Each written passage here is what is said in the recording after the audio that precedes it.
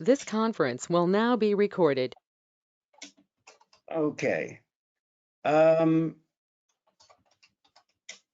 Mike, we will start at the beginning. Would you mind sharing with us what the P stands for? Phillips. Thank you. And I think I got you in, but I'll check along the way. How old are you, Mike? 56, or I mean 65. I want to be 65. 56 again. Yeah, you and me. Okay. If you were 66, you'd still be 66. It doesn't matter which way you look at it, you know. And where do you live? Norman, Oklahoma. Okay. And when were you first diagnosed? About 5 years ago. Okay. So 2016? Yeah, that'd be about right. Plus or minus. And when you, at that time, when you were diagnosed, what was your Gleason score? It was 3, and 4. Okay. And do you remember what your PSA was by any chance when you were diagnosed? 4. Okay. Right on the money. And was it a urologist that saw you? And if so, were they a local urologist or were they at a big hospital? Well, it was discovered by my my internist through the with a digital rectal exam, Okay. and then he referred me to a urologist. Okay. And was that a local urologist in Norman? Well, no, that was where I lived before I moved here. So, and that was just north of Houston when that happened, or found. Okay. So if you were north of Houston, did you go to a community urologist or did you go to one of the big hospitals in Houston? It was a community urologist, I guess. Okay, yeah.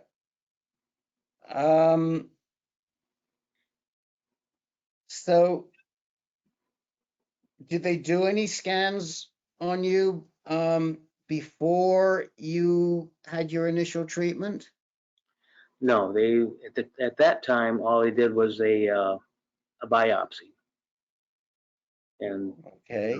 they took 12 samples, and it seems to me like they found cancer in 4 of the samples, and the rest were either benign or not involved. And what did you decide to do back then? Well, back then it just seemed like active surveillance was the best thing because we just didn't know where it would go. Okay. And keep telling us what happened after that in 2016. Well, that was pretty much it. After the biopsy, it kind of got put back on the back burner because we moved shortly after that to Oklahoma, and then the doctor the internist that I saw here, we were continuing with the active surveillance program, and he was doing PSA tests, and we just found that every year the PSA kept advancing. It went to it was 4 in Houston, it went to 9 here, and he tried treating it with finasteride to see if he could bring it down, which it really didn't. And then when it got to 18, I guess he decided that maybe I better seek some outside help, and that's what I did then. So it was this was a local urologist who watched you get as high as 18? Well, no, it was my primary care doctor. Okay, so your PCP was the one that let it get as high as PCP let you get all the way to 18, and what year was that? That was this year. So it was in May. And then at that point, Mike, you went to see a urologist? Who was your first stop? Well, that was the urologist I went to see is Kelly Stratton. He's at Stevenson Cancer Center in Oklahoma City. Okay. And he's a urologist, correct? Yeah, I think he's a urologist. He's an oncologist also. Yeah. But he's a surgeon. He does surgery, right? That's right. Yeah. So he's what we would call a urologist. Sometimes they call themselves urological oncologists or oncological urologists, but they're basically surgeons. And what did Dr. Stratton say to you? What did he do? Did he repeat the biopsies? What tell us what happened when you got to see him? Yeah, he did. He did the series of scans, the PET scan and the MRI and a bone scan. And then at that point, after they've imaged the cancer, they decided to do another biopsy. And that biopsy, my Gleason score came out to be 4+4. And I think he took 13 samples and every one of them had cancer. Okay. And what else was in that biopsy? Was there any involvement outside of the prostate capsule? Was there extra capsular extension? Were the seminal vesicles involved or anything like that? Yeah, the seminal vesicles involved, and then a nerve bundle. And those are both on the left side. Okay. And so what, but was there any evidence that there was any distant prostate cancer, like in the lymph nodes or anywhere else? No, the scans show that it's pretty much just contained in that region. And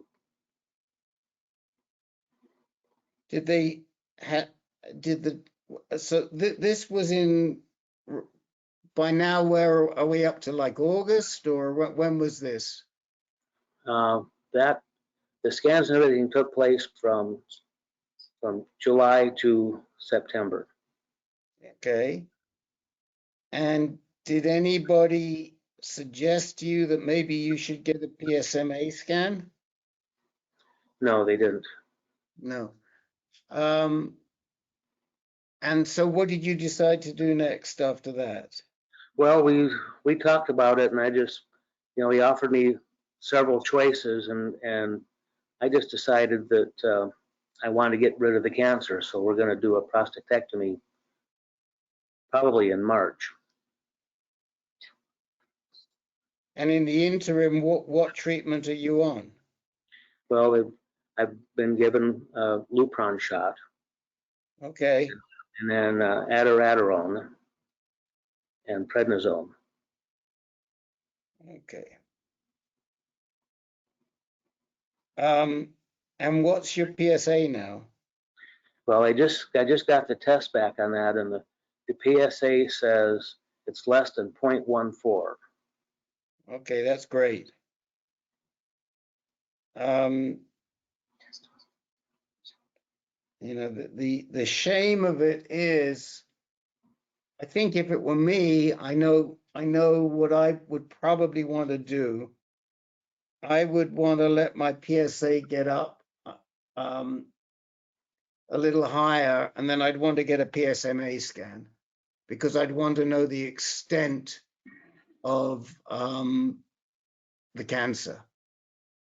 Okay, so that would tell me more than the PET scan and the Yes, it would tell you a lot more, especially with SVI and your history.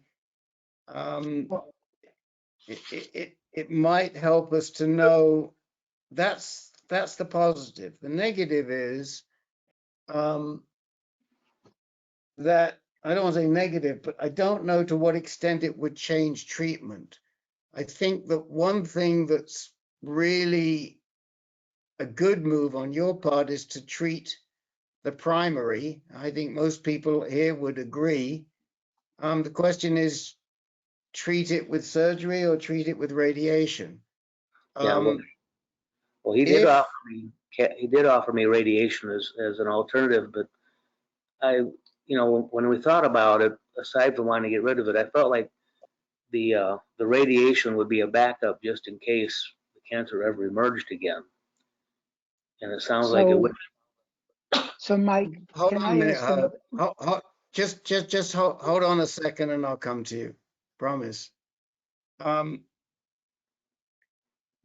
Did he tell you how long he thought you would be on the Lupron and the abiraterone? 6 months. See, here's the problem. Here's the issue. If we said to you, you're going to be on this Lupron and abiraterone for at least 18 months, if not longer, then that might change your decision. Because the chances are that you're going to have the surgery, and there's a strong chance that you might have to go right back on the Lupron and the abiraterone right after the surgery. So what we're trying to do is we're trying to figure out the best option for you now. Okay. And get you the most amount of information. Because if you knew you were going to have to do 18 months, 2 years or longer of surgery, of hormone therapy, you might say, I'll just do the radiation instead. Because why take on a whole bunch of other side effects? Because the chances are you're going to need radiation anyway. I mean, if the surgery isn't successful, and it may not be, what's going to happen is you're going to do radiation and you're going to do hormone therapy. Mm-hmm. So then the question is, why bother with the hormone? Why bother with the surgery? Why not just do radiation and hormone therapy? Well, we'll come back. Well, we will come back to that. So let me just finish up with a couple of things here. Have you ever had any genetic testing done? no, I haven't. Do you have any cancer in your family? No. Okay. The guidelines require your urologist to ask you if you want genetic testing, germline genetic testing, given your disease demographics of 4+4 and PSA of 18. So you say you don't have any history in your family? Well, I guess my father had lung cancer, but that was all. Okay.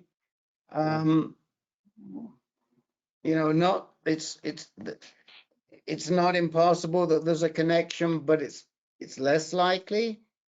You might want to just consider there's no downside to it. You might want to consider getting germline tested. Germline means testing for an inherited mutation. And that's just a couple of housekeeping matters. Do we have your email? Did you get a reminder for this meeting? Yes, I did. Mike? Okay, so we have your email, you're in the system. And how did you hear about us? It was an online thing. I don't think it was us. Oh, the Prostate Foundation. They had an online event, and they mentioned us too, and so that's how I found you. Okay, through us too. Do you have anything specific that you'd like this group, this Brains Trust here, to focus in on? I don't know yet. As I'm still working through this a little bit. I was kind of pretty sure about what I was going to do, and I'm your questions are very valid, and they bring up doubts, and now I guess I'm going to have to deal with that. So one thing I'd really love for you to do, and maybe one of the guys can do this for me. I have it bookmarked, but it's hard for me to find it when I'm moderating like this, is put in the chat window the Memorial Sloan Kettering nomogram. And this is a valuable, validated database that says if you go ahead and do surgery right now, this is what is likely to be the outcome based on other people in a similar situation to you who have done the same thing. Now, you will have to check the box that says you've gotten hormone therapy already. And I can't remember what happens when you check the box. I know what happens if you don't check the box. So it may not work for you, but it may also work for you, and they may have enough people in that database they can give you reliable answers. But the reason you want to do that, and I did this was really, really, really helpful for me, because I had also T3 disease. I had T3A, you got T3C. It tells you how likely it is that surgery alone will be good enough for you. So you'll do your 6 months of hormone therapy, you do your surgery, and you'll never have to do another thing. That's what you're hoping for. Yeah. In my case, there was a 70% chance that after that surgery, I'd need more treatment, and that was radiation. Thanks, Joe. And I said, I'm not rolling the dice for a 30% success rate, because I don't want to have to do surgery and radiation and hormone therapy. I'd rather just do 2 of the 3. Yeah. And that's why I decided not to, because I would have done the surgery. I was game to do the surgery, but that was the reason I didn't do the surgery. And that's why I'd really like for you to run that nomogram. You'll need to have your biopsy in front of you, and it'll give you a feel for whether you're going to need more treatment or not, I think. Okay. Like I say, it's difficult. If it doesn't want to tell you, then run it as if you didn't do any hormone therapy, and that'll at least give you the idea. At this point, I'm going to turn it over to Herb, because I know he's got questions. Yeah, so Mike, I mean, here's my major issue. Is it, first of all, when you say you did PET scans, what kind of PET scans did you do? It was Axeman. Okay, you did an Axeman scan. So that's okay. That's good information. And that was done before Lupron. Yes. Okay. So your PSA was certainly high enough so that if it were going to be outside the prostate, they should have picked it up. And they're telling you that the results of the Axeman scan are negative. Yeah, that would be for metastases and things like that. Right. I mean, that's key. This is the question. I mean, that's an important piece of information for me. Very, absolutely. Yeah, and it didn't find any metastases. Well, this is very good. But the other thing I think you really need, and I'll echo what you just heard from Rick, is I think you need to have a conversation with a radiation oncologist and a medical oncologist and your surgical urologist to see what they think is the appropriate treatment. Because in your situation, radiation may be just as effective with many fewer side effects if done correctly. Okay. I mean, we have guys, I mean, you could raise your hand if you've had surgery and complications of surgery. And I know there are people here who are going to raise their hand. It's more, even with great surgeons, it is, and we've had great surgeons work on these guys, right? There are complications. that can be really debilitating. So I think, you know, you're scheduled for March, your PSA is low, so I think you've got time to think about it, but also time to do some consultations. I also would get the genetic testing done. Okay. It can provide, I mean, you've heard of something called precision medicine. Did we hear about that? I guess we have heard about that. Right. So precision medicine is basically saying, you know, there are developed therapies which are more effective depending on your genetics or the tumor's genetics. And those would help you guide your future. Okay. I'll talk about that. Anyone else have anything they'd like to raise, or anything that you, Mike, would like to raise with anybody here? I have something, please. Please go ahead, Jimmy. Mike, I think I can speak directly to how you were feeling. You can correct me if I'm wrong, and I wish you would. When we go in and we don't really know what's going on too much, and we're trusting in doctors to guide us, and we end up here, or we end up not here, or wherever we end up, it's very tempting for us to go with surgery because of the natural inclination to think that when you get it out, you know, the mothership goes, the cancer goes with it, and this is the best solution based on that supposition. You're starting to get now the picture that when you have certain features, the likelihood that that's going to work by itself is not so good. And of course you want to look into that. I had surgery and I didn't even talk to a radiation oncologist, even though the surgeon, one of the foremost, he said surgery and radiation are going to give you about the same result, and you can go ahead and see if you need anything after that. I said, no, that's not necessary. I'll just take the surgery, because I had that attitude that if you get it out, then you're getting the cancer out with it, that you're more likely to. And then eventually I learned that you don't necessarily have that at all. And I had to deal with what a lot of us had to deal with. And I'm not going to go into what happens after surgery, but for a lot of us, it is an ordeal and it is difficult.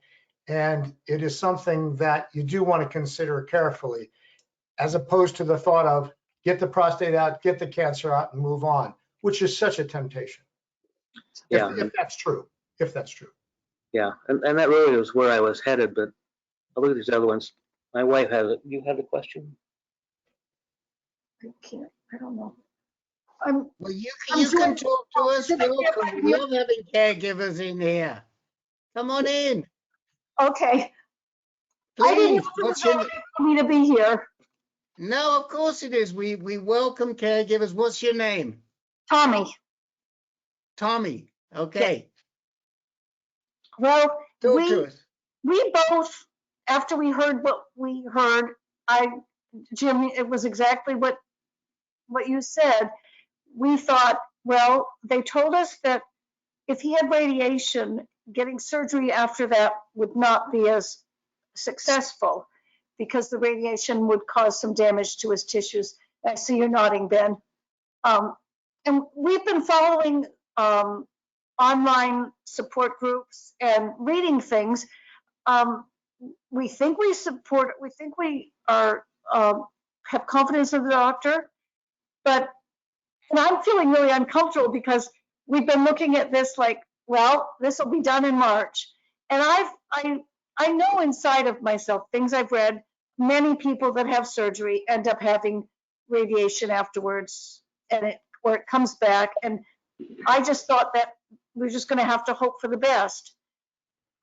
We have an appointment Thursday with Mike's doctor up in Oklahoma City, and I think there's a lot of things we want to talk about. We've read about PSMA test, but no one's offered it, and I got the feeling that it wasn't something that's done very often or very many places.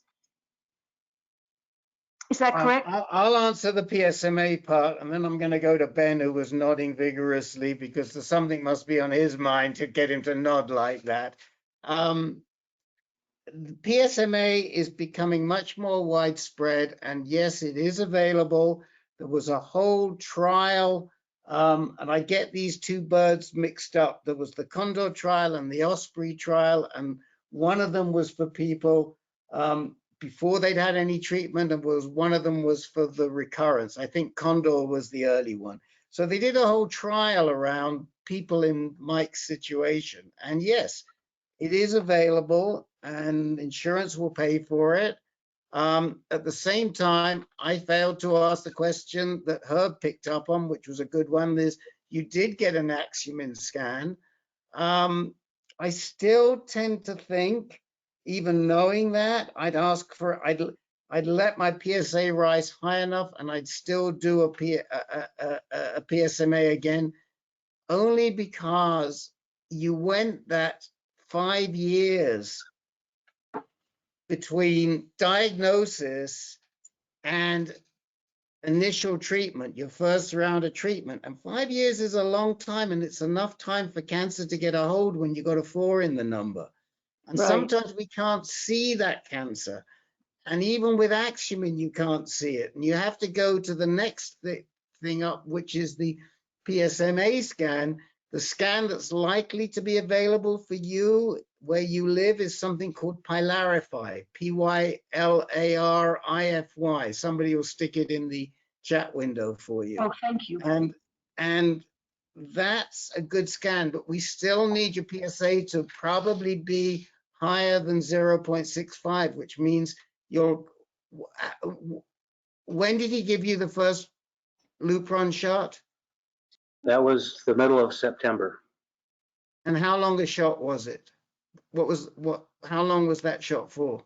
It's for 3 months, and I'm due to get another one this Thursday. on Thursday.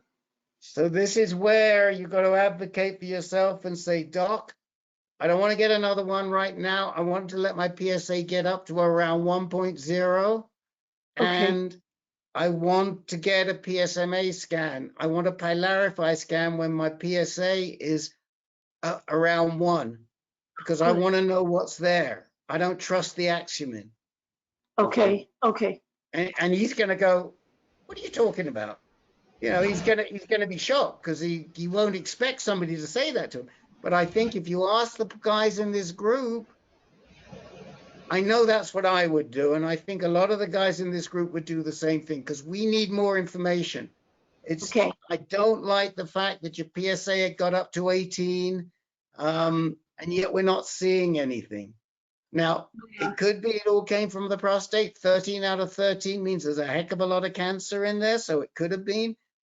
But again, and this is not good news for you, but I need to tell you, if you've got cancer in the seminal vesicles, I don't know anybody, I have to say, and I've been at this game now since 2008, I don't think I've ever come across anybody who had cancer in the seminal vesicles and did not have to do follow-up after that.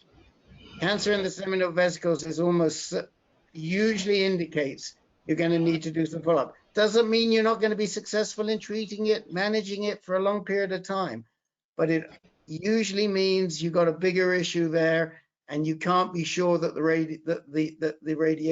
the surgery is going to take care of it. Ben, speak up, man, and then we got to move on. I don't think that I had anything particular to add. I was fed a scare story by the surgeon who said, you know, that radiologists only follow up for 5 years. That's why they're so confident. You know, and on year 6, that's when everybody sees me, and it's too late. I wanted to say one thing. Go ahead. Yeah, I want to just go back. I know it's been a lot of discussion, a lot of questions, a lot of information. I want to just emphasize, I think is very important, what Herb Geller said, is that when you keep saying they said, I think you're talking about your surgeon and your primary care and maybe one other person. And Herb said something I think is really totally important, is that you see the highest level professional specialist that you can, which would be what we always say is a genitourinary oncologist.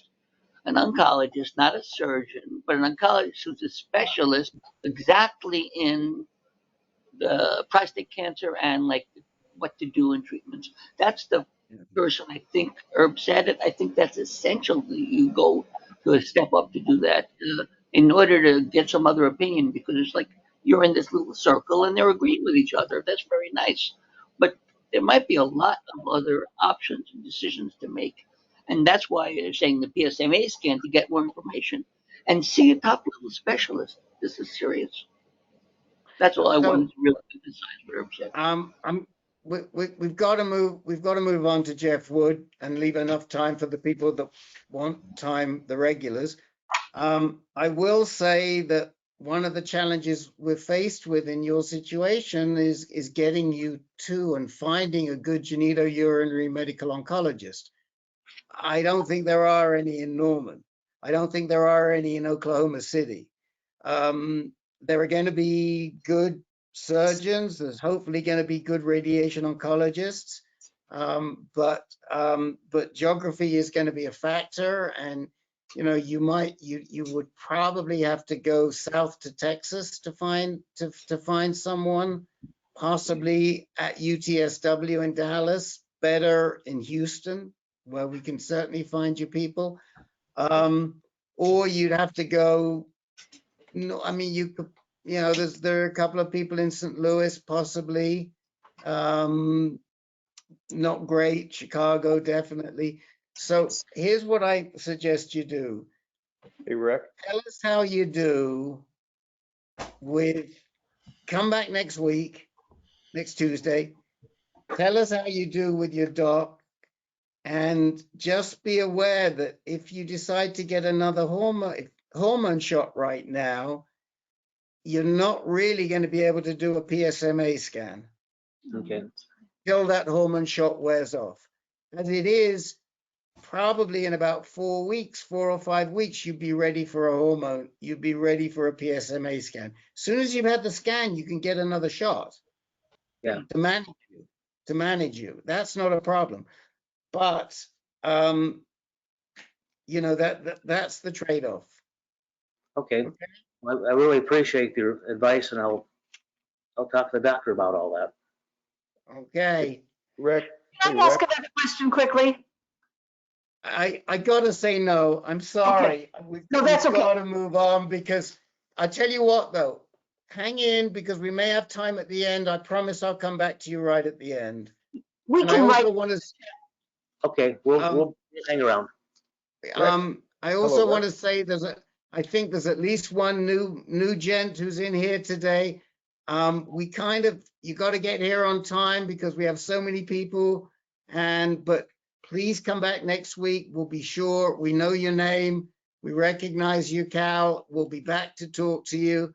And we'll give you a primary position, just like we did with Mike. Mike was here last week. We didn't have time for him. He came back this week, and we made good time for him. I'd like to talk to Jeff Wood at this point in time, if I may.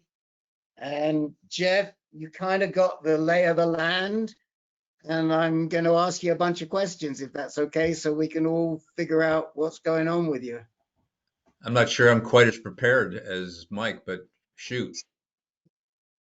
You can come back next week too. But let's see what we can get out of you. So how old are you, Jeff? I'm 62. That's right. You told me that. And where do you live? In New Jersey. Okay. We got a bunch of your compatriots on this call. When were you first diagnosed? In 2017. Okay. And your Gleason score at that time? 7. 3 + 4 or 4 + 3? I think it was 3 + 4. Okay. And what was your PSA? 11.94. Okay.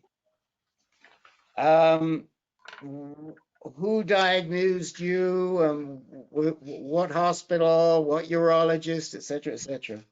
Kind of a funny one. I went for an exam for actually DOT. It was just a drug and alcohol screening, and they picked up on something in that. Wasn't testing for PSA or anything, but he picked up on something. So then I kind of went to my primary care. So that's where the first PSA test that indicated the 11.94. Okay. And then the biopsy showed how many positive cores? I don't remember exactly. I do remember it was very painful though. Do you remember if it showed anything unusual, like extracapillary extension or perineural invasion or seminal vesicles or any of those fancy? Not seminal, but it was. I think it was distinctly a possibility that it was it was in the margins possibly. Okay, possibly in the margins. Good. Okay. And what did you decide to do after that? I met with another urologist who's a surgeon. I decided on the surgery, had the surgery.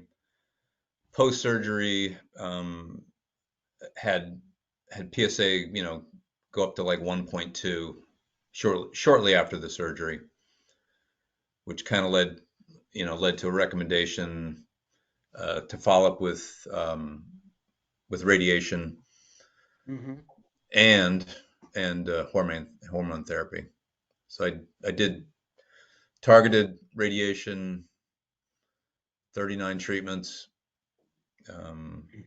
over 8 weeks, and then I was on Lupron for 2 years. And now was the RP in 2017 or 2018? The radiation was in no, the surgery. 17, the fall of 17. 2017, radiation in early 2018. Got it. Okay. And so so you did your hormone therapy through 2020. Did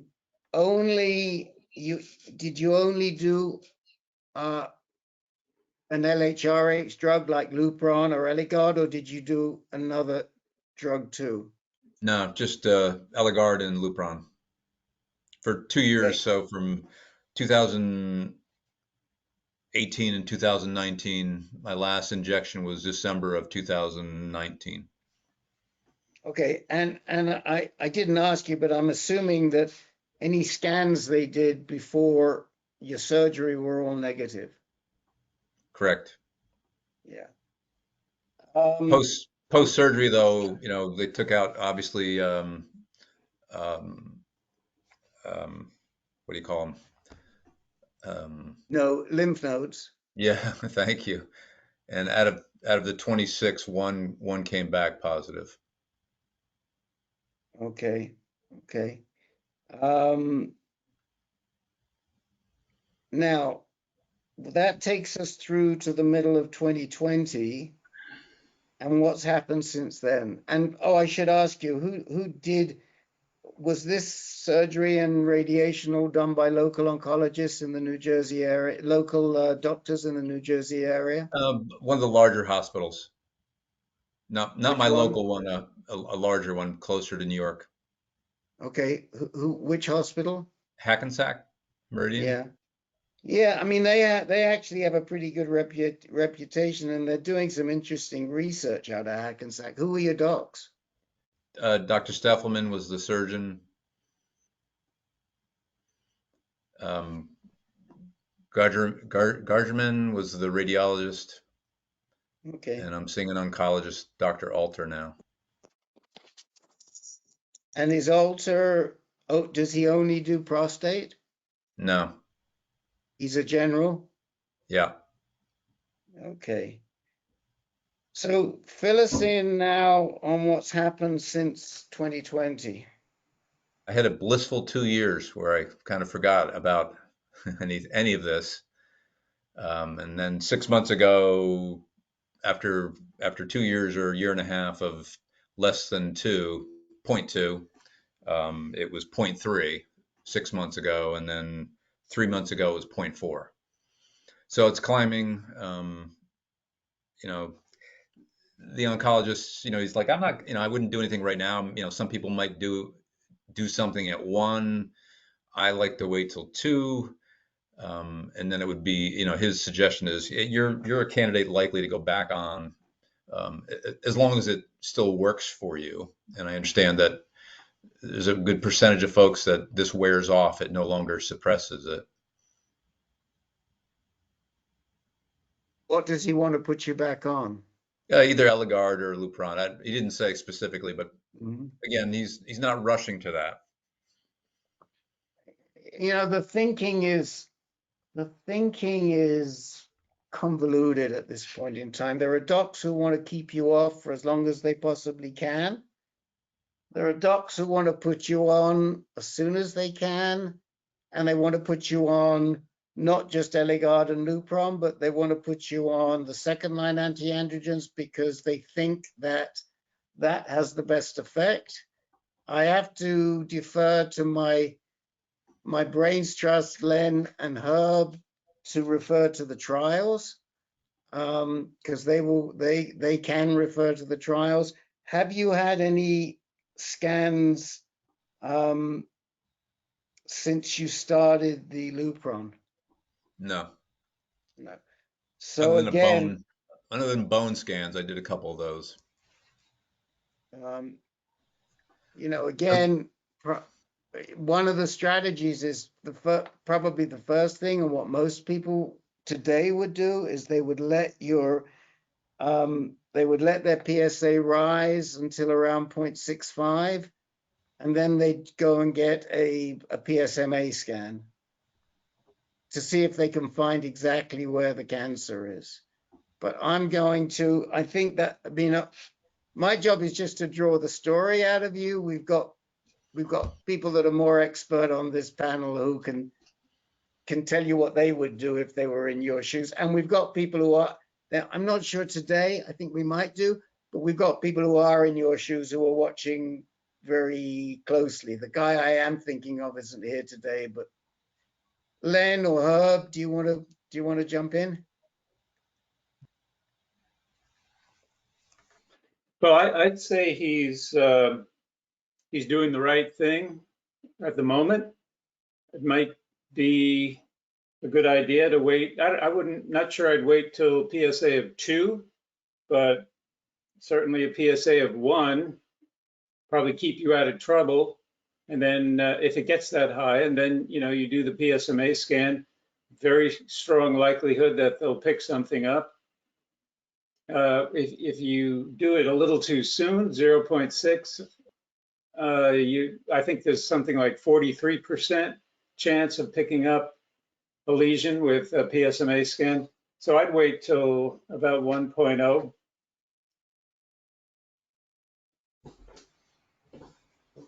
That's it from me. Len, I'm a one-horse show. I come back to the same questions, and I'm going to ask you the same question, really, that I just asked to Mike, which is, or suggested to Mike and echoed by Larry. I think you're beyond the need of a local guy. Where are you in New Jersey? In the western part, but I'll travel. I mean, from Western New Jersey, you can, my thoughts are get yourself to the city and get yourself a GU oncologist at this point. I mean, I think it's almost certain that if you got a scan with your PSA rising after surgery, that you have some kind of systemic disease. It's unfortunate, but that's what I suspect. And if I had systemic disease, which I do, I'd want to be treated by a GU oncologist, somebody who knows prostate cancer up the kazoo. And given how far west in New Jersey, like sort of towards Pennsylvania, or yeah, just before you fall in the river. But I'm a driver; I'll go anywhere. Yeah, well, if you can drive, if you drive across 78, you'll end up in the city, right? Yeah. I work near there every day. You know, unfortunately, you got it. The two hospitals we send you to are on the Upper East Side, either Memorial or Cornell. There are really good GU oncologists at both places, and I think you need one. And I don't want to. Actually, Len, I'm not going to slight Mount Sinai, right? But that's also on the Upper East Side. And one thing that I would not recommend is to try and cut down your travel time by using the MSKCC facility in Jersey. No, Because that at what least our experience with people that do that is that the docs there are not as good, even the GU medical oncologists. And then when they try to switch back into the city, they have a heck of a time. It's very, very, very difficult. So if you do decide that your choice is going to be Memorial Sloan Kettering, make sure you go to Second Avenue right off the bat. Okay. I mean, the other thing we said to Mike applies to you. Have you ever had any genetic testing? No. Again, these are guidelines that your oncologist should know this. You know, unfortunately, we shouldn't have to be telling you this. Somebody who's treating prostate cancer, we can send you the NCCN guidelines. They're right up front. We need to do genetic testing. You need to know the status because you want to be able to take advantage of precision medicine if you can. And you also want to know if you've got some mutations that are not so good, right? So again, those are the things that I would suggest. But I think it's time, you know, it's time to move on to some different docs and get some different perspective because you're going to need some treatment.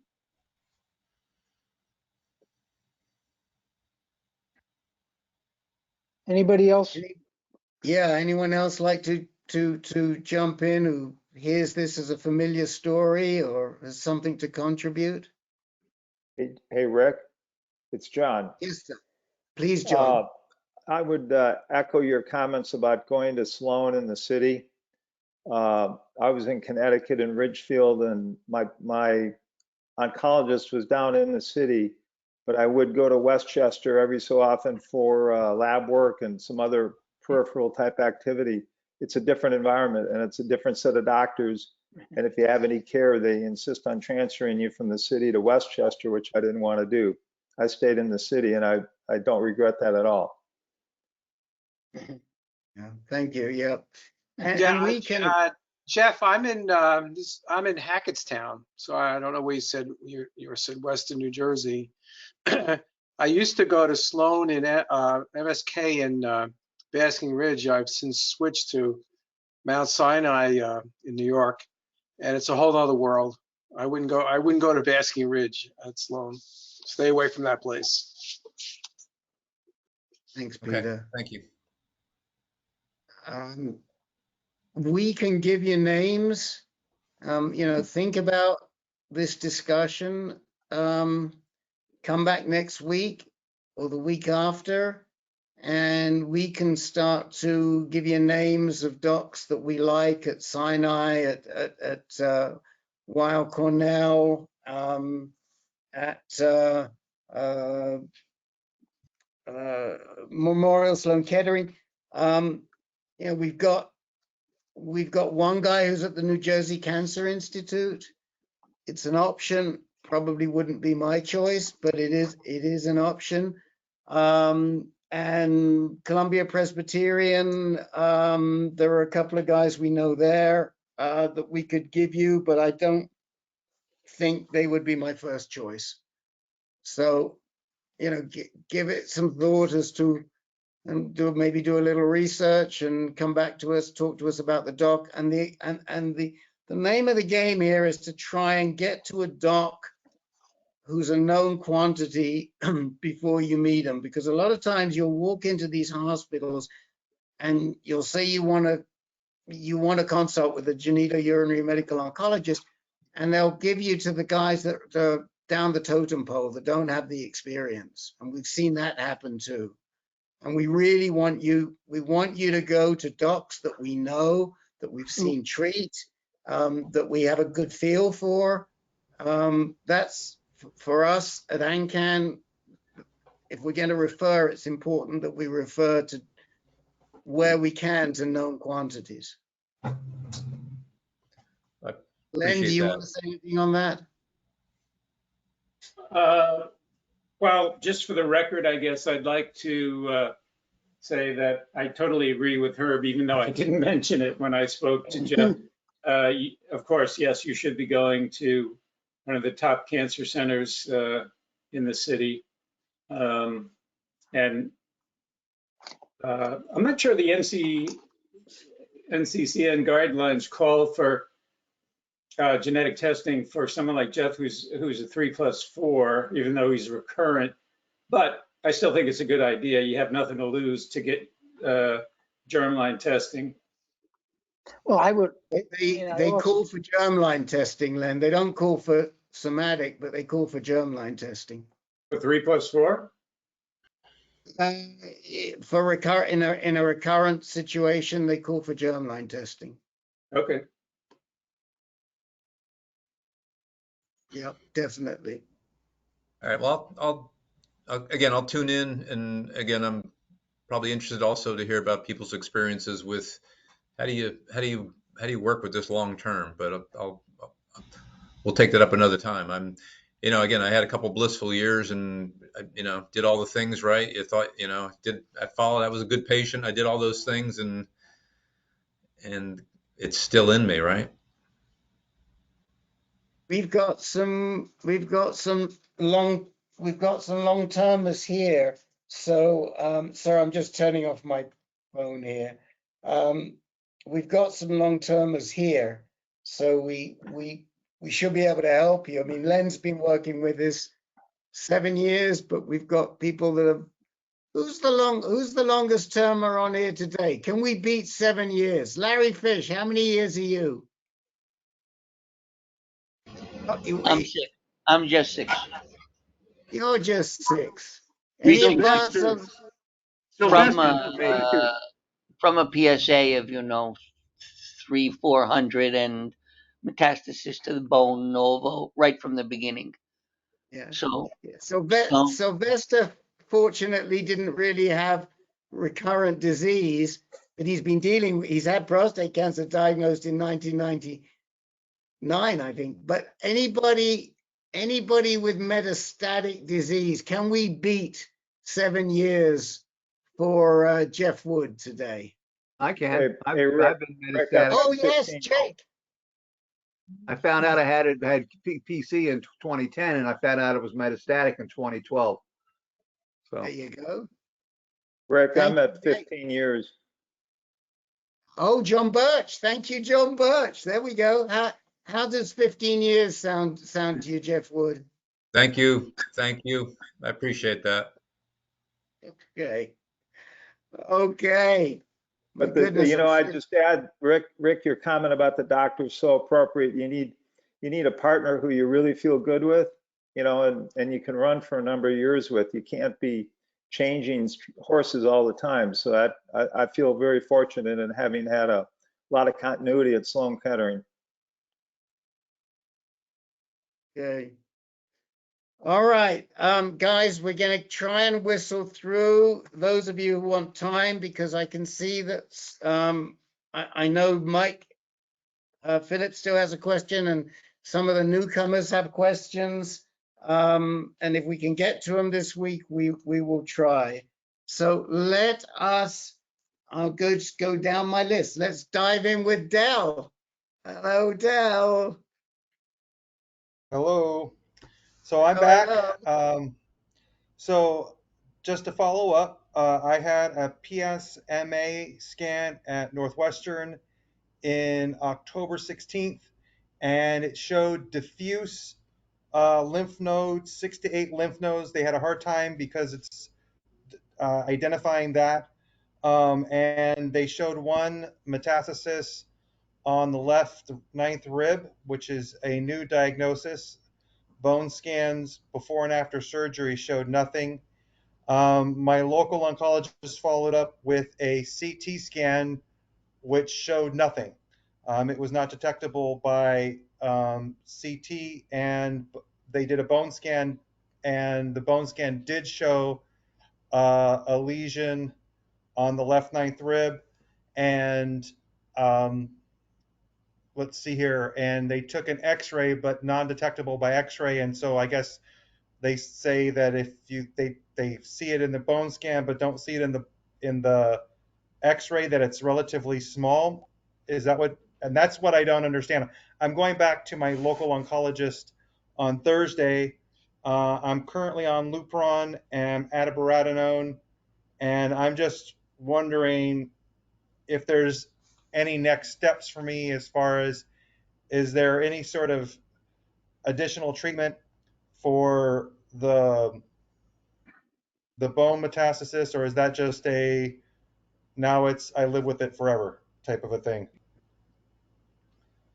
Well, there is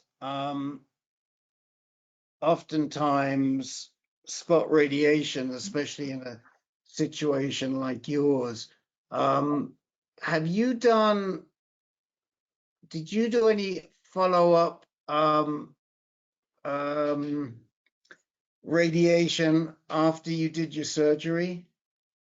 Yes, I did. I did follow-up radiation in August through September of 2020, and that was because the margins weren't clear from surgery. So, put this all again in context. I was diagnosed in July of 2019 at the age of 50. When they did that follow-up radiation, where was that done? Locally, correct? This was before you got to Northwestern, right? No, it was after Northwestern. They referred me locally because it's a 3-hour drive to Right. Chicago to see the specialist. And so my current GU onc is Vanderweely. Right. So the And question I think the question I'm driving at here is when they did that follow-up radiation, do you know what the field was that they radiated? Pelvis. just the pelvic girdle, the whole pelvic girdle. They did, okay. And where are And that these? was the lymph node involvement is all in the upper abdominal along the aortic area and a couple spots in the upper chest, but there Okay. was nothing really showed up in the pelvic region. So I'm gonna flip this over to Peter Kafka. Can't imagine why, right, Peter? Can't imagine. So my first recurrence picked up on a PSMA, showed a couple of lymph nodes kind of near my heart and chest area. They wanted to do radiation. I chose to get proton beam radiation, 10 sessions, which knocked that out. And then I picked up my ears when I heard the word diffuse, because my second recurrence was diffuse peritoneal implants, which turned out to be prostate cancer down in my lower peritoneal cavity. And I did chemo for that. So there's treatments for these things and ways to keep managing it, and you keep plugging away. That's the best. That's what I'd keep doing. As soon as something shows up, just get it early before it turns into the size of a grapefruit and deal with it. Because there's all kinds of treatments. So, Del, what Peter didn't say is that he had radiation like you had after his surgery. And then how many years later did they find the abdominal lymph nodes, Peter?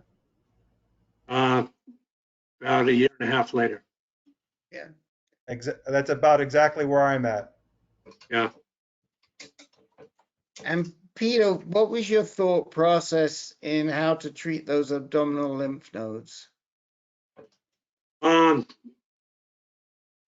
didn't want to do conventional spot radiation. They wanted to do that at UCSF, but when they showed, forget the doc's name, when he showed me how close it was to my heart, it kind of freaked me out a little bit. So that's when I went down to consult about proton beam. So that was my thinking. Okay. And Schultz, Turner and Schultz backed me up on that. They said they thought it was fine, proton beam. So the PSMA scan showed 6 to 8 lymph nodes, and that was the whole thing about reading the whole result over and over and over again.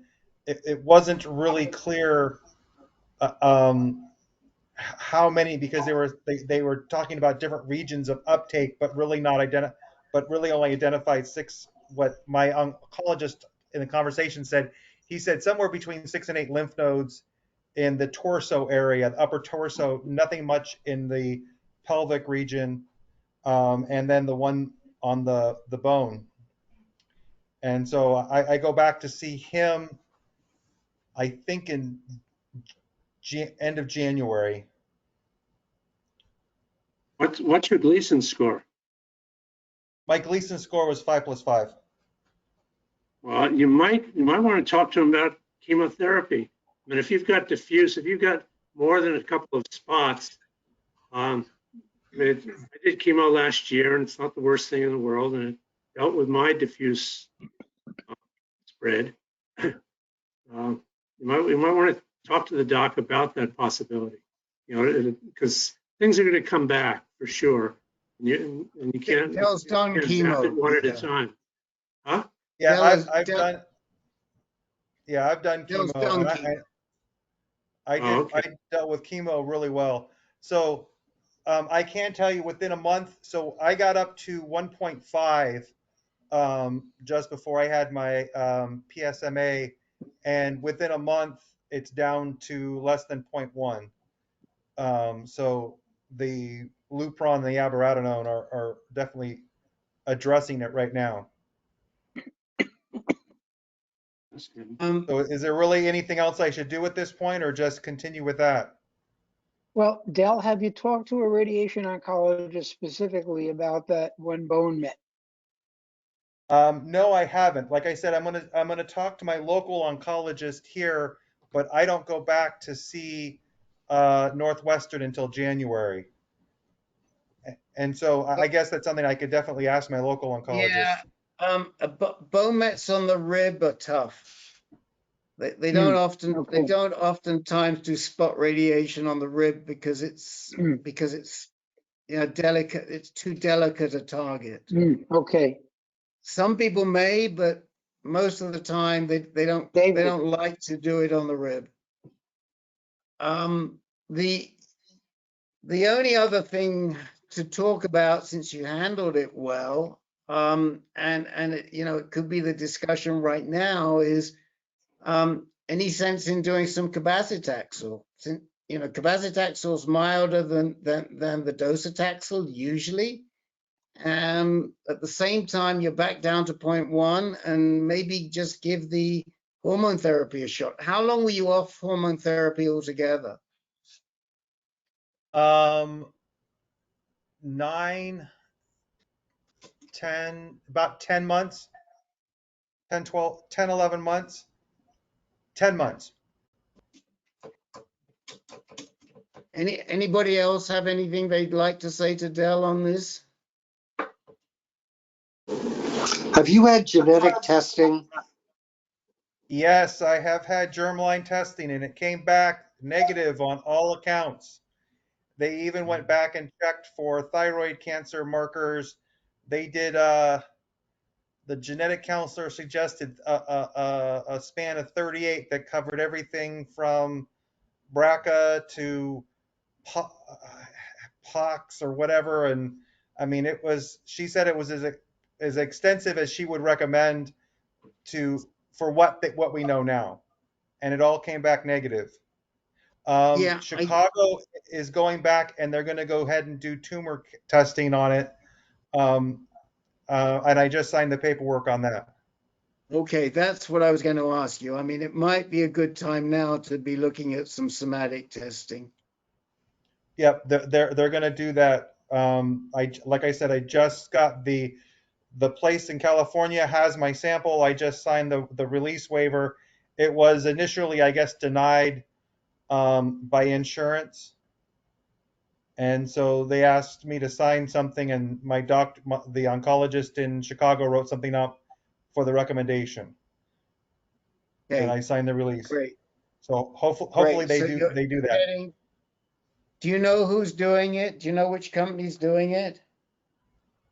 Do you remember? Do you remember which company? Hold on, I scanned the document in. Let me go to my documents.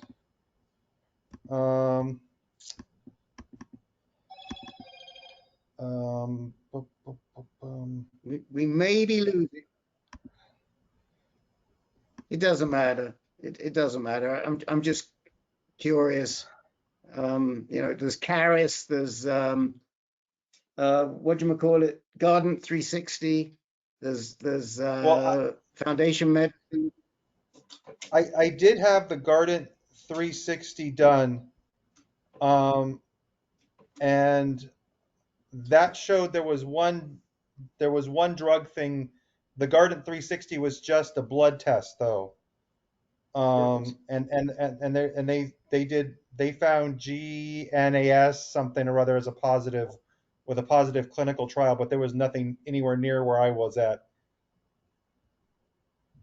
Yeah, let me know what they found. Would you let me know the mutation that they found? If you find it later, not right now. Well, like I said, I can share the Guardant with you. I have not seen the systemic, whatever they call it, from. I could have sworn I scanned that document in and sent it. Anyways. Don't worry. We got to move on, Del. Yep. But I think, you know, we're giving you a few things to talk to Vanderwheeler about. And probably it's Tempus. Tempus. Okay. So I don't know a lot about Tempus, but what I do know is that Tempus incorporates RNA testing as well as DNA testing. Yep. Okay. Okay. Let us know what happens. Did you say you're seeing Vanderweiler next week or in January? In January. I'm talking to my local oncologist, and he's going to explain the results of all the local stuff. Okay. Okay. Well, as long as you're on the ABI and the LHRH, I think you got it under control. And then you need to start talking to some good people about how best to radiate those lymph nodes in your abdomen. Okay. I think that's the bottom line. All right, thank you. Okay.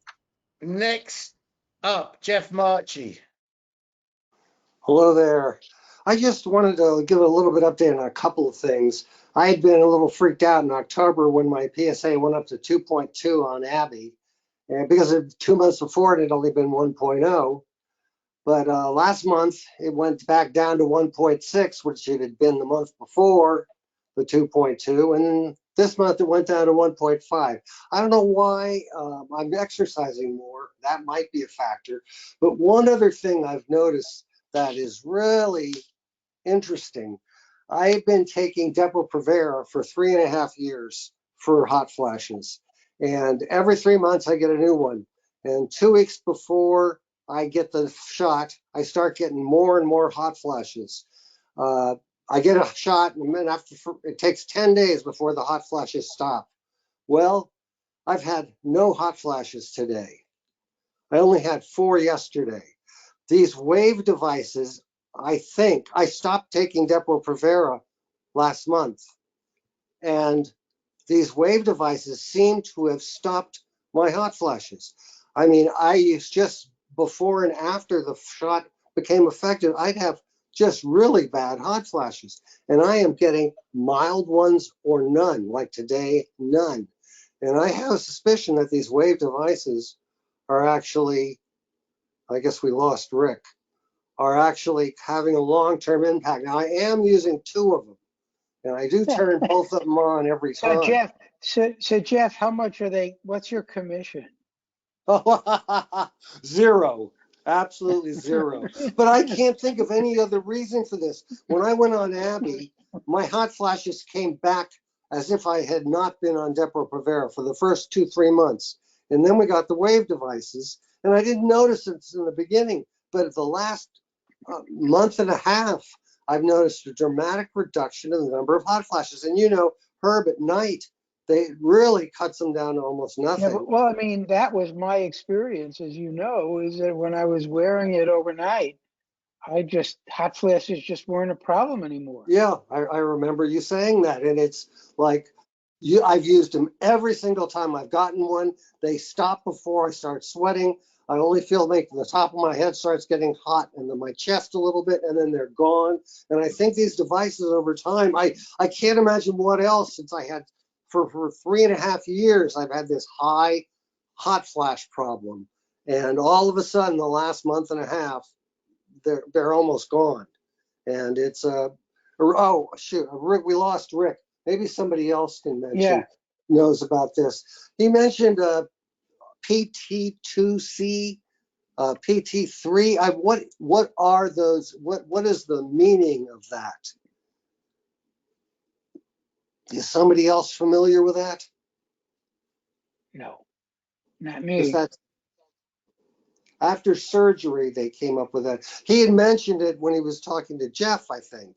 Jeff, the other Jeff. And well, I just thought somebody might know what the. Yes. So you're talking about the staging, I think. Is it the staging you're talking about? What is it that you wanted to know, Jeff?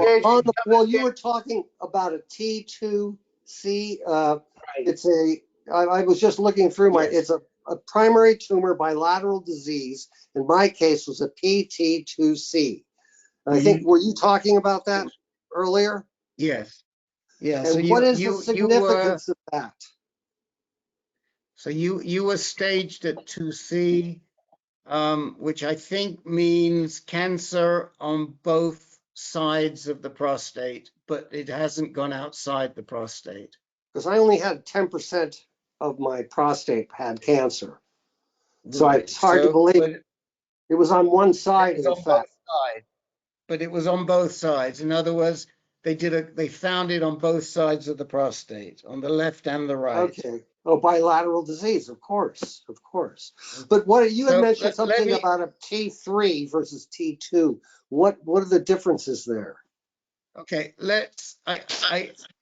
again, it's not really relevant to this conversation now, but we can talk about it another time. You can check out the staging. T3 means that you have locally advanced disease. It's outside the capsule, but it's local. It hasn't gone far. All right, great. Okay? All right, that's it. Stages in there. Now, what I'm more concerned, there are 2 things I'm concerned about, Jeff. One is we talked about you getting getting a Pylarify scan to see if we could figure out why this PSA was going all over the shop. And the other is, how do they explain this PSA going up and down like this? Well, Harstart says that she's seen this before with many patients, and I can get a PSMA. All I have to do is ask for it, and I can have a PSMA scan anytime. But as long as the the PSA is staying low, and the other scans have shown no other growth, I haven't felt the need to really jump on it. I'd fight because I wouldn't change the treatment. Abiraterone is still working. But what you might want to do is, if you saw spots, you might be a candidate for spot radiation, and that might help you significantly. That's where I'm going with that, Jim. No, I understand exactly what you're saying. It's the fact that they did not find any other metastasis or any growth of the one I have. There's only one. That's why I'm holding off on it, because Yeah, but when was that? How long ago was that? oh shoot, they've seen that thing on my spine for 4 years. Okay, do we know that what's on your spine? Do they think that that is a metastasis? The last, not the last set of scans, the one before it, the Axelman scan, they decided that it's definitely metastasis. Okay, so when you say that there's no growth, they're not seeing anything. They do. They see this scan. How long ago was the last time you did an Axelman scan? Well, that was earlier this year, and they've seen that on either a bone or an MRI. I mean, for 4 years they've seen that spot. Okay, and they don't want to spot radiate that. No, it's not been a problem, and it's not growing. And Okay. the abiraterone Okay. has stopped it from growing. Okay. We hope you stay where you are. That's all I can If say. it moves forward at all, I'm going to get a Pylarify scan right away. Okay. Okay. Can I ask a question Okay, about the so wave? anybody else have anything to say to Jeff Marchi before we move on to our next candidate? Gary has a question, Rick. I have a question about the Ember wave. I have someone I'm friends with who has Gary, I just said it right ahead. I have a friend who has prostate cancer and a bunch of other problems. He's diabetic. He's on oxygen for lung problems. He also has been getting hot flashes for a couple of years. And I was trying to persuade him to try the Ember wave. And he talked to his doc about it. And she advised him away from it because of his other systemic problems. Wow. Is there any conceivable reason why somebody should not be on that Ember wave? You need to speak to the doctor that represents Ember Labs. There's a Pamela Peak. Pam Peak. Dr. Peak is the one you should speak to about this to get more relevant information, whether she feels your doctor's correct or these are pretty innocuous devices. All they do is chill your arm, and it does have physiological effects, but it's hard to believe it could be that severe. Right. That's why you need to speak to Pamela Peak. Contact the Ember Labs people, and they will work with you. Okay. Thank you. And by the way, I haven't ever made any money from them, though AnCan got $1,000 donation, so that's great. Thank you. I think I helped in that. Okay, thank you, Jeff Marchi. Herb Geller certainly helped, so we should definitely acknowledge at least Jeff and Herb, not to mention all the other men who are wearing these things on their wrist and getting relief for it. And if anybody on this call is interested, put it in the chat window who you are, and one of these guys will get back to you quite quickly, I'm sure. Okay, Henry has gone to tuck his daughter in, and we'll be back. I'm watching to see if I see when I see his face. Eric, bring us up to date. Hey, how you guys doing? So yeah, I had my first doctor's visit with the GU oncologist, Dr. Kathy Marshall. All right. Yeah. You know, Good. I really liked her. Had a good meeting with her. My PSA has gone down to 5.0. She's stated that, you know, at this point in time, don't want to really do anything right now because of the radiation. Still is continuing to work, and sometimes it may go up a little and go down. Um, so she says we're going to stay the course, but I have another PSA test to do on the first of January, and I am waiting to do the germline test, which should be done in the next week. Now, a big question for you. You said 5.0. Did you mean 0.5? No, 5.0.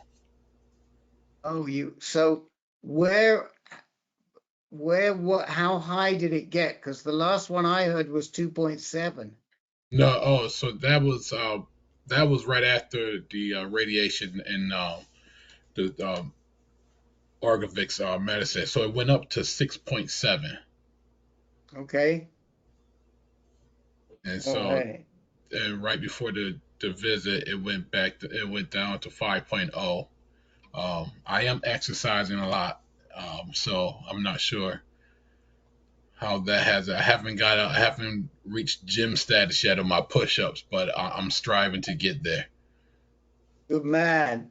So let me ask you, are you on, you're on Orgovix, right? No, I'm not on anything. You're not on anything. Okay. So, so you're off the Orgovix. I've been off the Orgovix since August. And when did you finish the radiation? In June. Okay. So what is it that we think has been driving down the PSA recently? I think it's probably diet and exercises, for me. Okay. And she doesn't want to put you on hormone therapy just yet, huh? No. It's Excuse me, really Jen. interesting because this is what I was talking about before. That you've got some doctors who would definitely put you on hormone therapy, given your history, brachytherapy, and then the disease came back, and then you did some radiation. And then you've got other doctors, and Dr. Marshall is a disciple and a mentee of Dr. Antanarakis, who's now in Minneapolis. Correct. And they try to push that envelope as far as they can before they start putting you on. And Jeff and Joel Blanchette is a very good example of that. So, we're seeing some docs who would stick you. I mean, I think that there are people on this call with your history who would say, "Oh, why the heck don't they stick him back on?" And then there are other docs who just want to push it off for as long as they possibly can. And she's in the pushing it off as long as you possibly can school. Okay. Well, but do you want to, or Len? Anybody? Well, this is John. No, I mean, what? Go ahead. Go ahead, John, and then we'll go to her. Go ahead, John. Just as an example, my brother, his PSA had gotten up into the 30s. He had radiation only. His PSA was like a ping pong ball after his radiation. It was nuts. Up, down, up, down, up, down. His radiation oncologist just said, wait. Don't pay any attention. Everybody was very anxious about it. Don't you think we should do something? Finally, after quite a bit over a year, like a year and 3 months or something like that. Finally, it established itself into a pattern. And then from then on, for 5 years, every single one was lower than the other. And it finally got down to I think it's like 3.5 now, from the 30s. So in his particular case, the lesson was be patient. It goes crazy for quite a long time before it settles down. Yeah, yeah. I mean, it's so hard to know. Eric, have they talked about doing any scanning on you? Not at this time, no. I mean, I have my own story on that, which is that I did radiation, 2 types of radiation. I did hormone therapy for 2.5 years. My PSA climbed after the hormone therapy all the way up to 1.0. And Mac Roach kept saying, it'll come down, it'll come down, it'll come down. And it did. It took 11 months to peak, and then it came down. It got down to less than 0.1, and it's been there for the last 10 years. So, but when I look at Eric hasn't done a lot of hormone therapy. He's done his brachytherapy. He's done a little bit of hormone therapy. He's done some more radiation.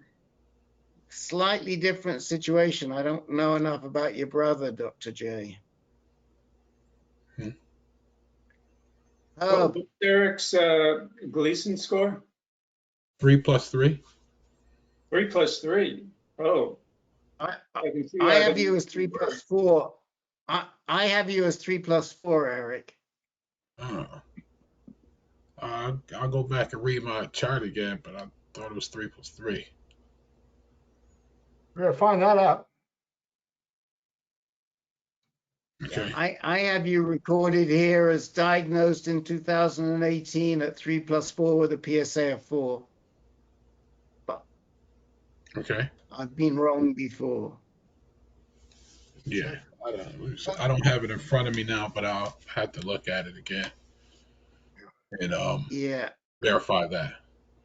I go, like I said, Yeah. see her. I go see her again on the 1st.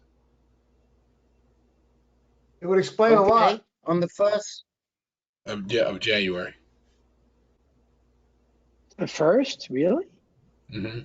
I mean, not the 1st. That's New Year's Day, but I go get some blood work done, and I'm gonna get another PSA ran on me. He's going to see her at 12 o'clock a.m. on the 1st. She's very nice. Will you wear Eric, will you be wearing a party hat and have one of those pooper things, those blow whistle things? In the shop. That's why he didn't go see Pianta, because Pianta's not working on the 1st. Okay. Herb, what did you want to say? No, I think he's in good hands. And so these, as you point out, there's a difference of opinion about the way these things go. And I think he's in good hands. And so at a PSA of 5, it's stable, 3 + 4. I think it's a good bet that she can manage this.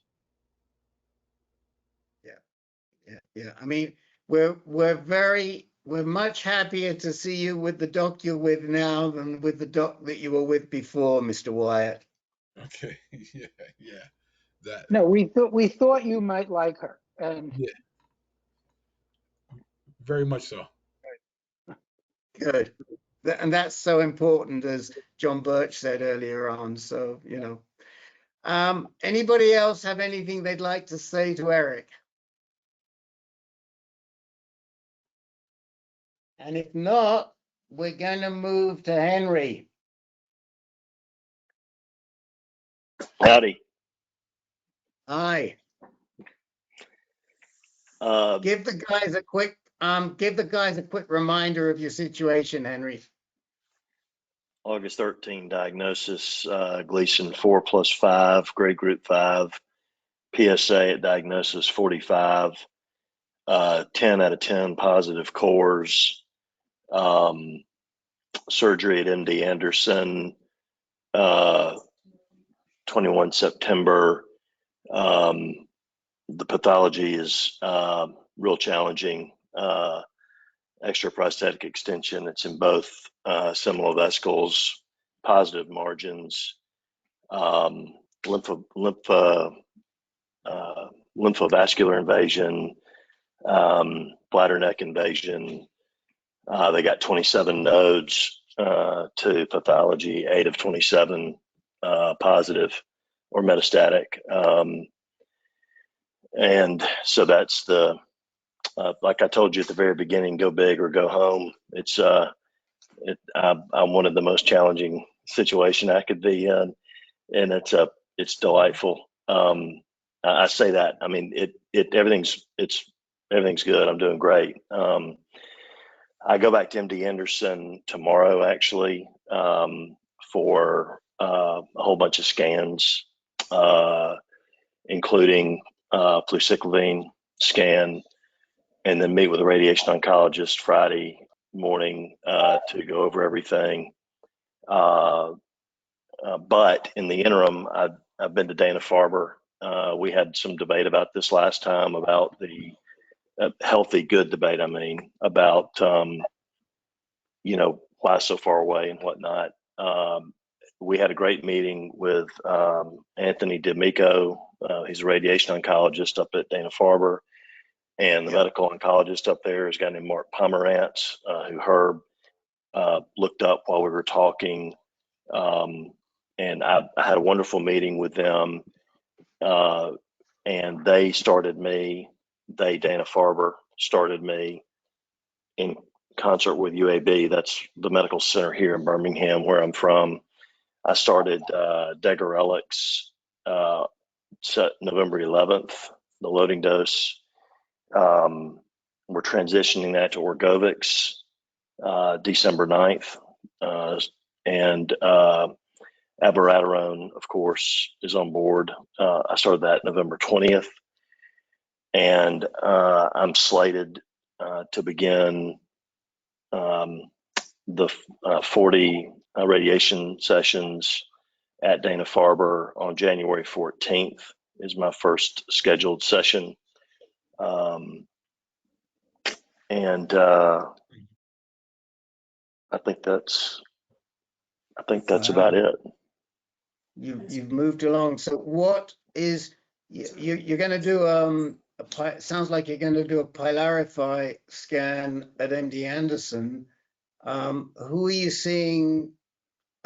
What type of doctor are you seeing at MD Anderson, and who? There's one thing I left out. My PSA elevated post surgery at 4. So that's a kind of a fairly important detail that I left out. The radiation oncologist is a guy named Chad Tang at MD Anderson. Right. And what's the if you're going up to Dana-Farber, if you're happy with that, why is it that you're seeing Tang just for the Pylarify scan tomorrow? So it's interesting. That appointment was set immediately after my surgery, and we just, because it was virtual, we just kind of said, well, we'll just see what he's got to say. And we were interested to know whether or not the recommendation was consistent. And he's expressed some concern that I might have something else going on that he wanted to know about. And and so that's just because he wanted to, and because there's a direct flight from Birmingham to Houston. And I enjoy being in scans and getting an Ativan, hopefully, to begin with. So where is your PSA right now? 4. It's still at 4? Mm-hmm.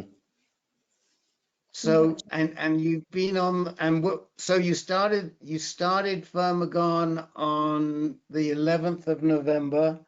Forgive me, Rick. And Let me revise and extend my comments. I've not had a PSA repeat since I started the abiraterone on November 20th. okay, here's my concern. If you're going to do an 18F DCF PYL, you've got to make sure that you've got a high enough level of PSA that it's going to register. And you've now done Firmagon, and it may have driven that PSA down. Probably not, because it's only 3 weeks, 2 weeks to 3 weeks, but it is Firmagon, so there's no flare. The way that it works, it pushes it down from the beginning, right at the beginning, because it's an antagonist. And I think I would want to know where my PSA is before I did an 18F DCF PYL scan, because otherwise you may just be spinning your wheels. Just for argument's sake, if your PSA was less than 0.1, I don't think it's going to do you any good. Yeah, so the bone density, they're doing a bone density scan at 6:20, and then the fluciclovine's at 10 a.m., and then my lab work is at 12, and then my MRIs start at 4. All this is, so Wednesday's going to be a long day. So to your point, I won't know until afterwards what my PSA is. Can't you get a PSA the day before? I mean, when they say fluciclovine, I'm wondering whether that's an Axumin scan and not an 18F DCF PYL. Do you know if it's an Axumin scan, or do you know if it's a PSMA scan? No, it's not PSMA. It's not. Axumin. Right. So then it's an Axumin scan they're doing. And if they're doing an Axumin scan, I mean, I'd get your PSA read before, because otherwise, I mean, it's only worth testing if it's going to have a result, and it may not show anything because your PSA may be too low at this point in time. Where is this all scheduled at UAB? MD Anderson. Oh, so these scans are at MD Anderson. And does MD Anderson do the docs know there that you've been on Firmagon for the last 3 weeks? Yes, sir. Okay. Guys, what would you say? This is not a research protocol, right? No, sir.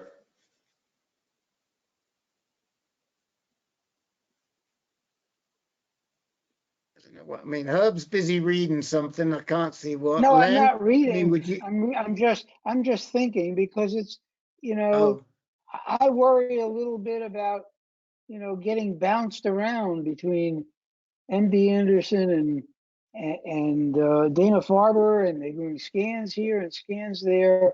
Are they all being ordered by the same person? The scans have all been ordered by the radiation oncologist at MD Anderson.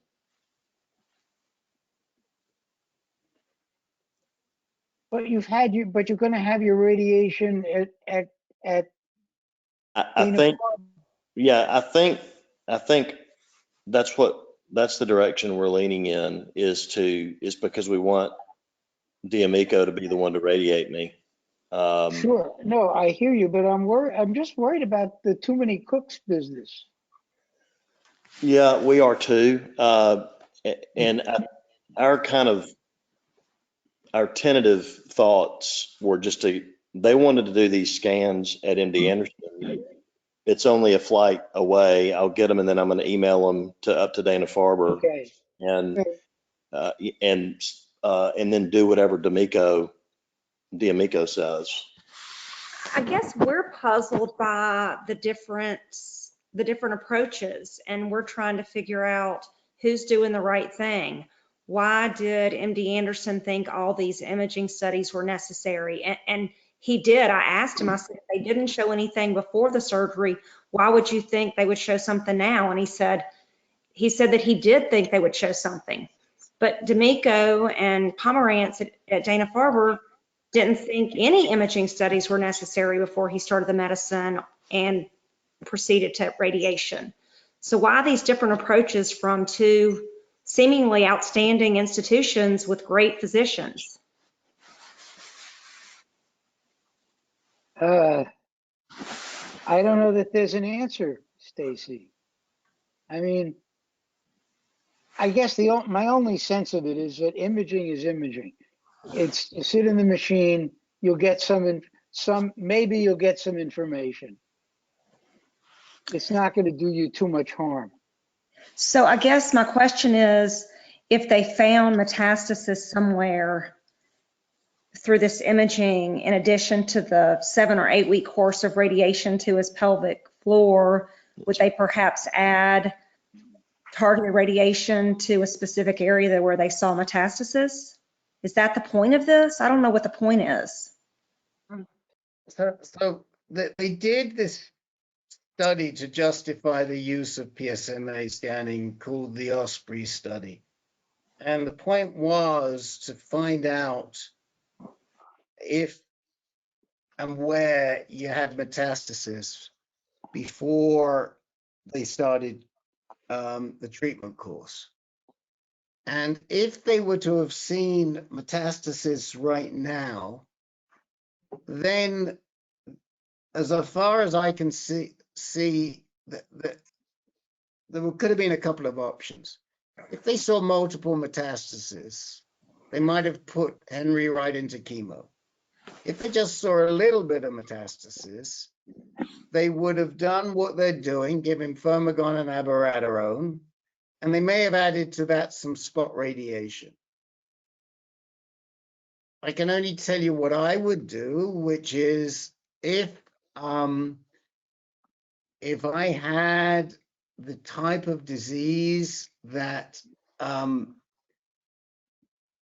Henry has, and my post-RP was 4.08, and I had all those positive lymph nodes and everything else, I probably would err on the side of doing a PSMA scan first.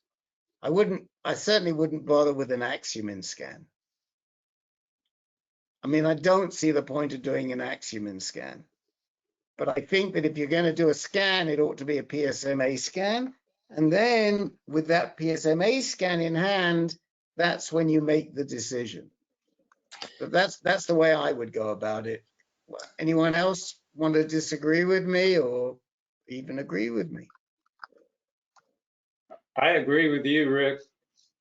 I don't understand why they're doing, well, first of all, they don't even know what his PSA is.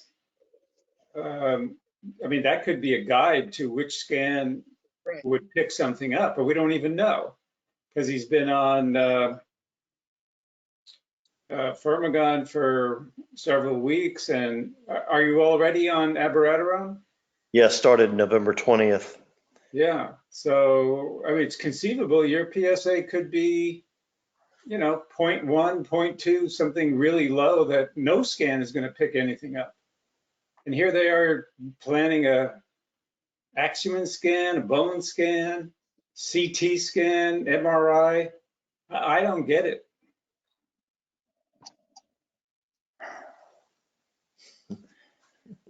I go back to saying, before you have any scans, do your PSA and get that result. First step. It doesn't take more than 2 or 3 hours in MD Anderson for them to do it and for it to come back Don't do anything until you know what your PSA is. Get it done tomorrow.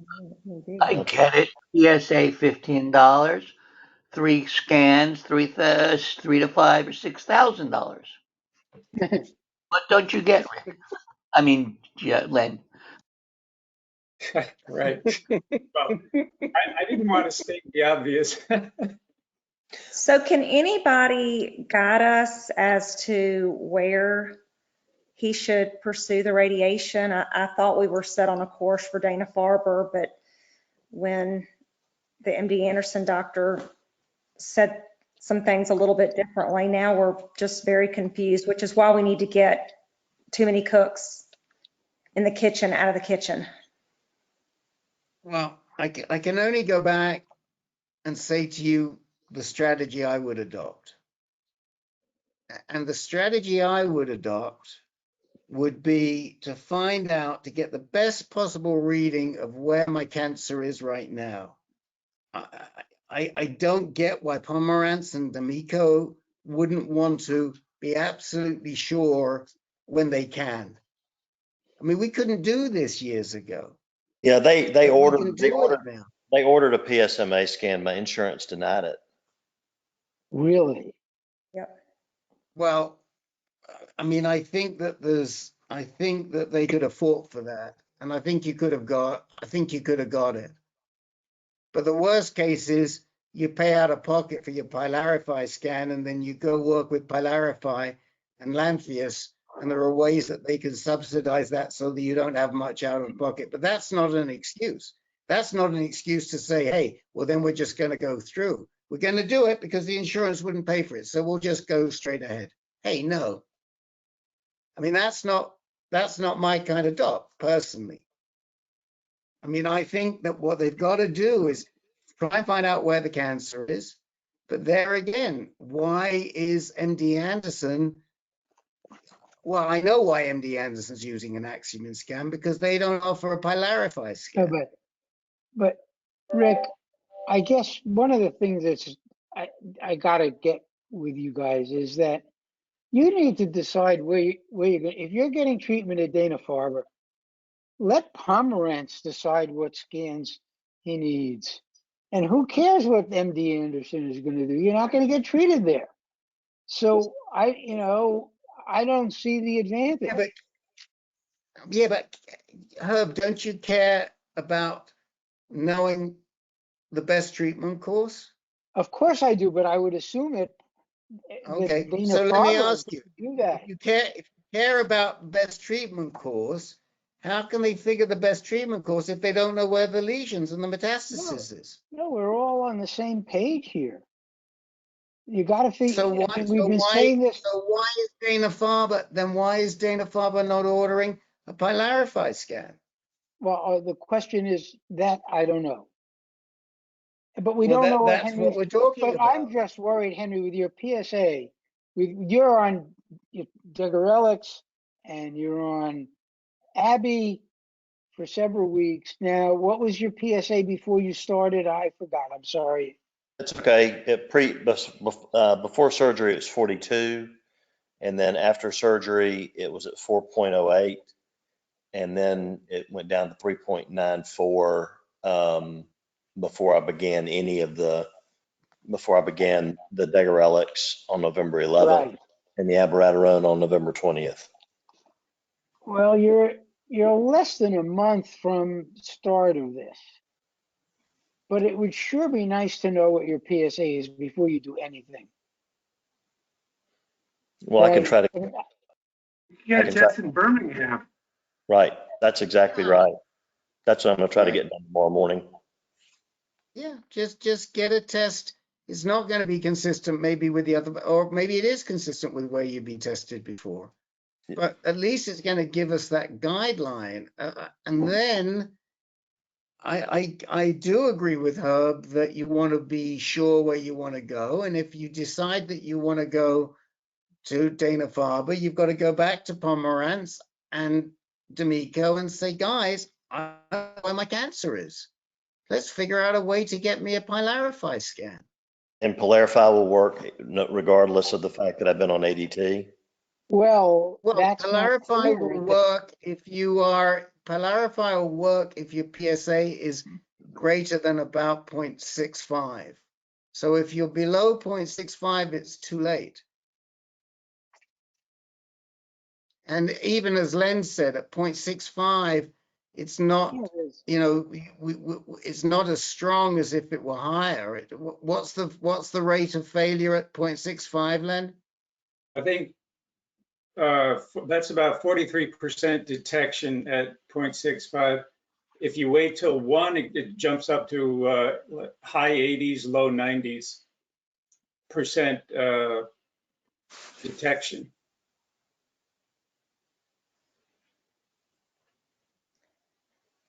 So the first thing, Henry, get a PSA test.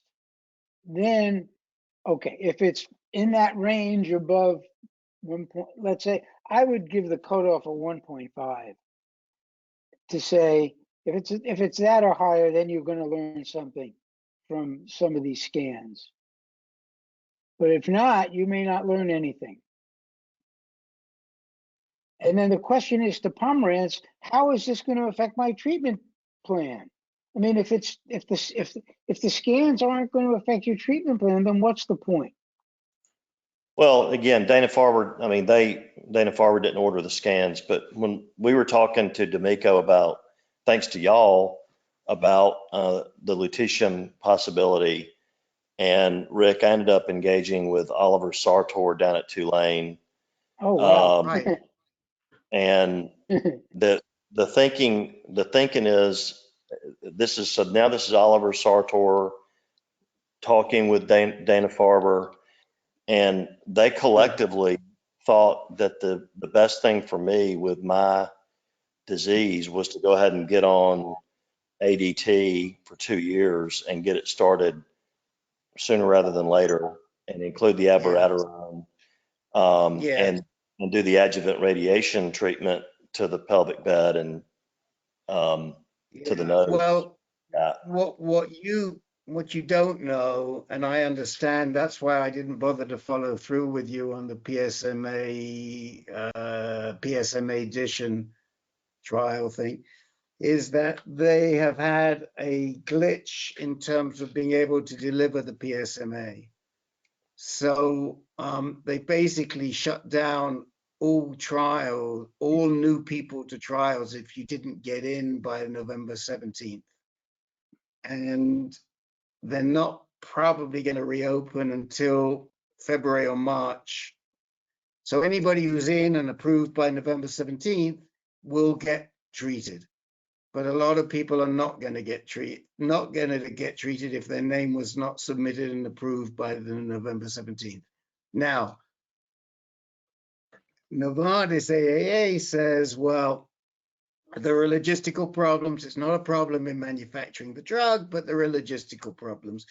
My own guess is that the issue is around radionuclide techs, because that's what we pointed out to AAA way back when, that there just aren't enough radionuclide techs in the country to serve the people that want to get it. So they've said, look, rather than putting ourselves in a situation where we can't put the drug into somebody after we start the trial, we're just going to close down shop.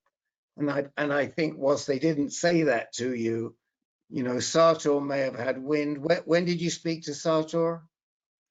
About Roughly. November 1st or so. It was whenever you emailed me. November 1st, Yeah. It was Yeah. actually, you know what? I was messaging him. We were emailing each other when I was in Boston, and he knows D'Amico and Pomerantz, and they all Sure. got together and discussed my case, and then now I'm, Okay. Look, I don't think it's a bad decision, because I suspect they probably put that PSMA addition trial on hold. But I do think we got to come back to this point, and we got to move on, because I got to get to Jim Barnes. But you got to decide who you want on first. Would there be a difference in treatment if you did a scan?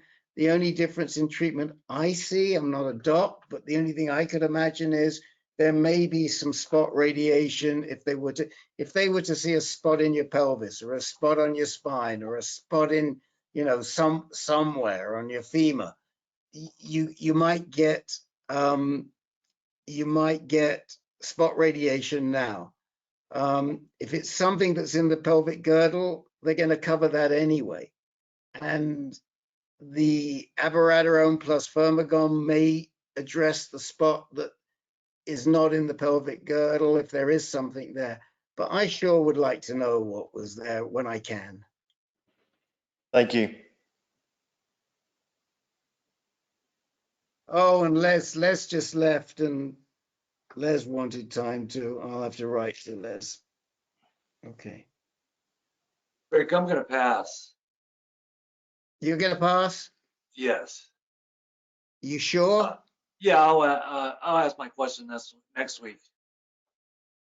All right, we got you. Len, priority for Jim Barnes next week. Oh, okay. Got it. We lost Les. We lost Les, and I'll send Les a note and see what's on his mind. Now we got everybody. Now we're done. Well, if we're done, then can I ask let one me more just- question? Oh, sorry. Yes, I just wanted to say, Carl Van Zee was here a minute ago. Did he He's also still go? here. He's still No, here. he's still there. I do want to see if, I mean, Carl, I think you should, Cal, I should say, not Carl. I think you should come back next week, but well, I'll come back to you, Henry. Cal, you are about to start a lutetium trial? No, I was waiting to get in, but I just heard you say that they've halted people who haven't been accepted. So that's probably why I haven't heard back from my oncologist in 6 weeks. Where were you hoping to get in? This is at Seattle Cancer Care Alliance in Seattle. Well, I haven't even heard that you're talking for a lutetium 617 trial under managed access care. Yes. I hadn't even heard that they were starting at Seattle, so that this is it's good news for us to hear that they were starting, because the only places that were actually doing it was Sartor in New Orleans, Schmulowitz and Schaefer in Chicago, and Jeremy Calais at UCLA, and Mount Sinai was literally about to start. And then on November, SCCA is supposedly starting now. My oncologist said that Swedish Cancer Institute, where I'm getting my care, is going to start in January. But he said that because of the rise of my PSA, he thought that was too long. But now it's almost January at this point. So I don't know look, if he's just kind of juggling at this point, hoping that things will get good. But my PSA has been rising. It was 0.3 in January, and it's 9.6 in October.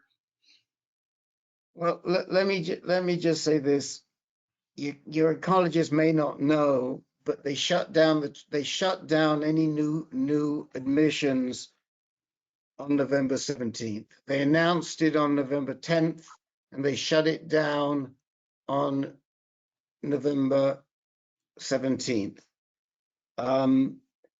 And they don't know when they're going to be reopening. They hope it's going to be March, but they're really not sure.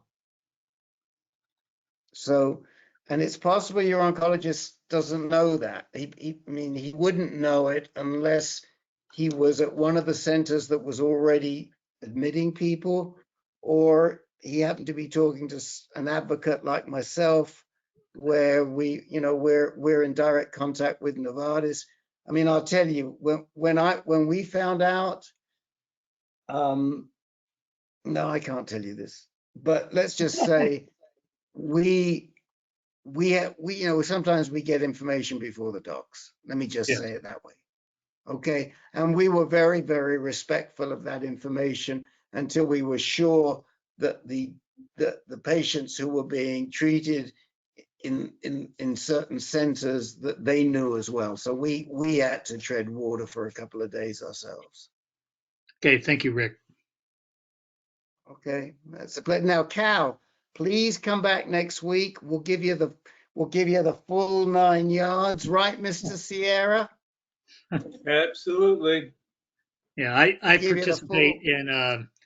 in Seattle, us two support group monthly.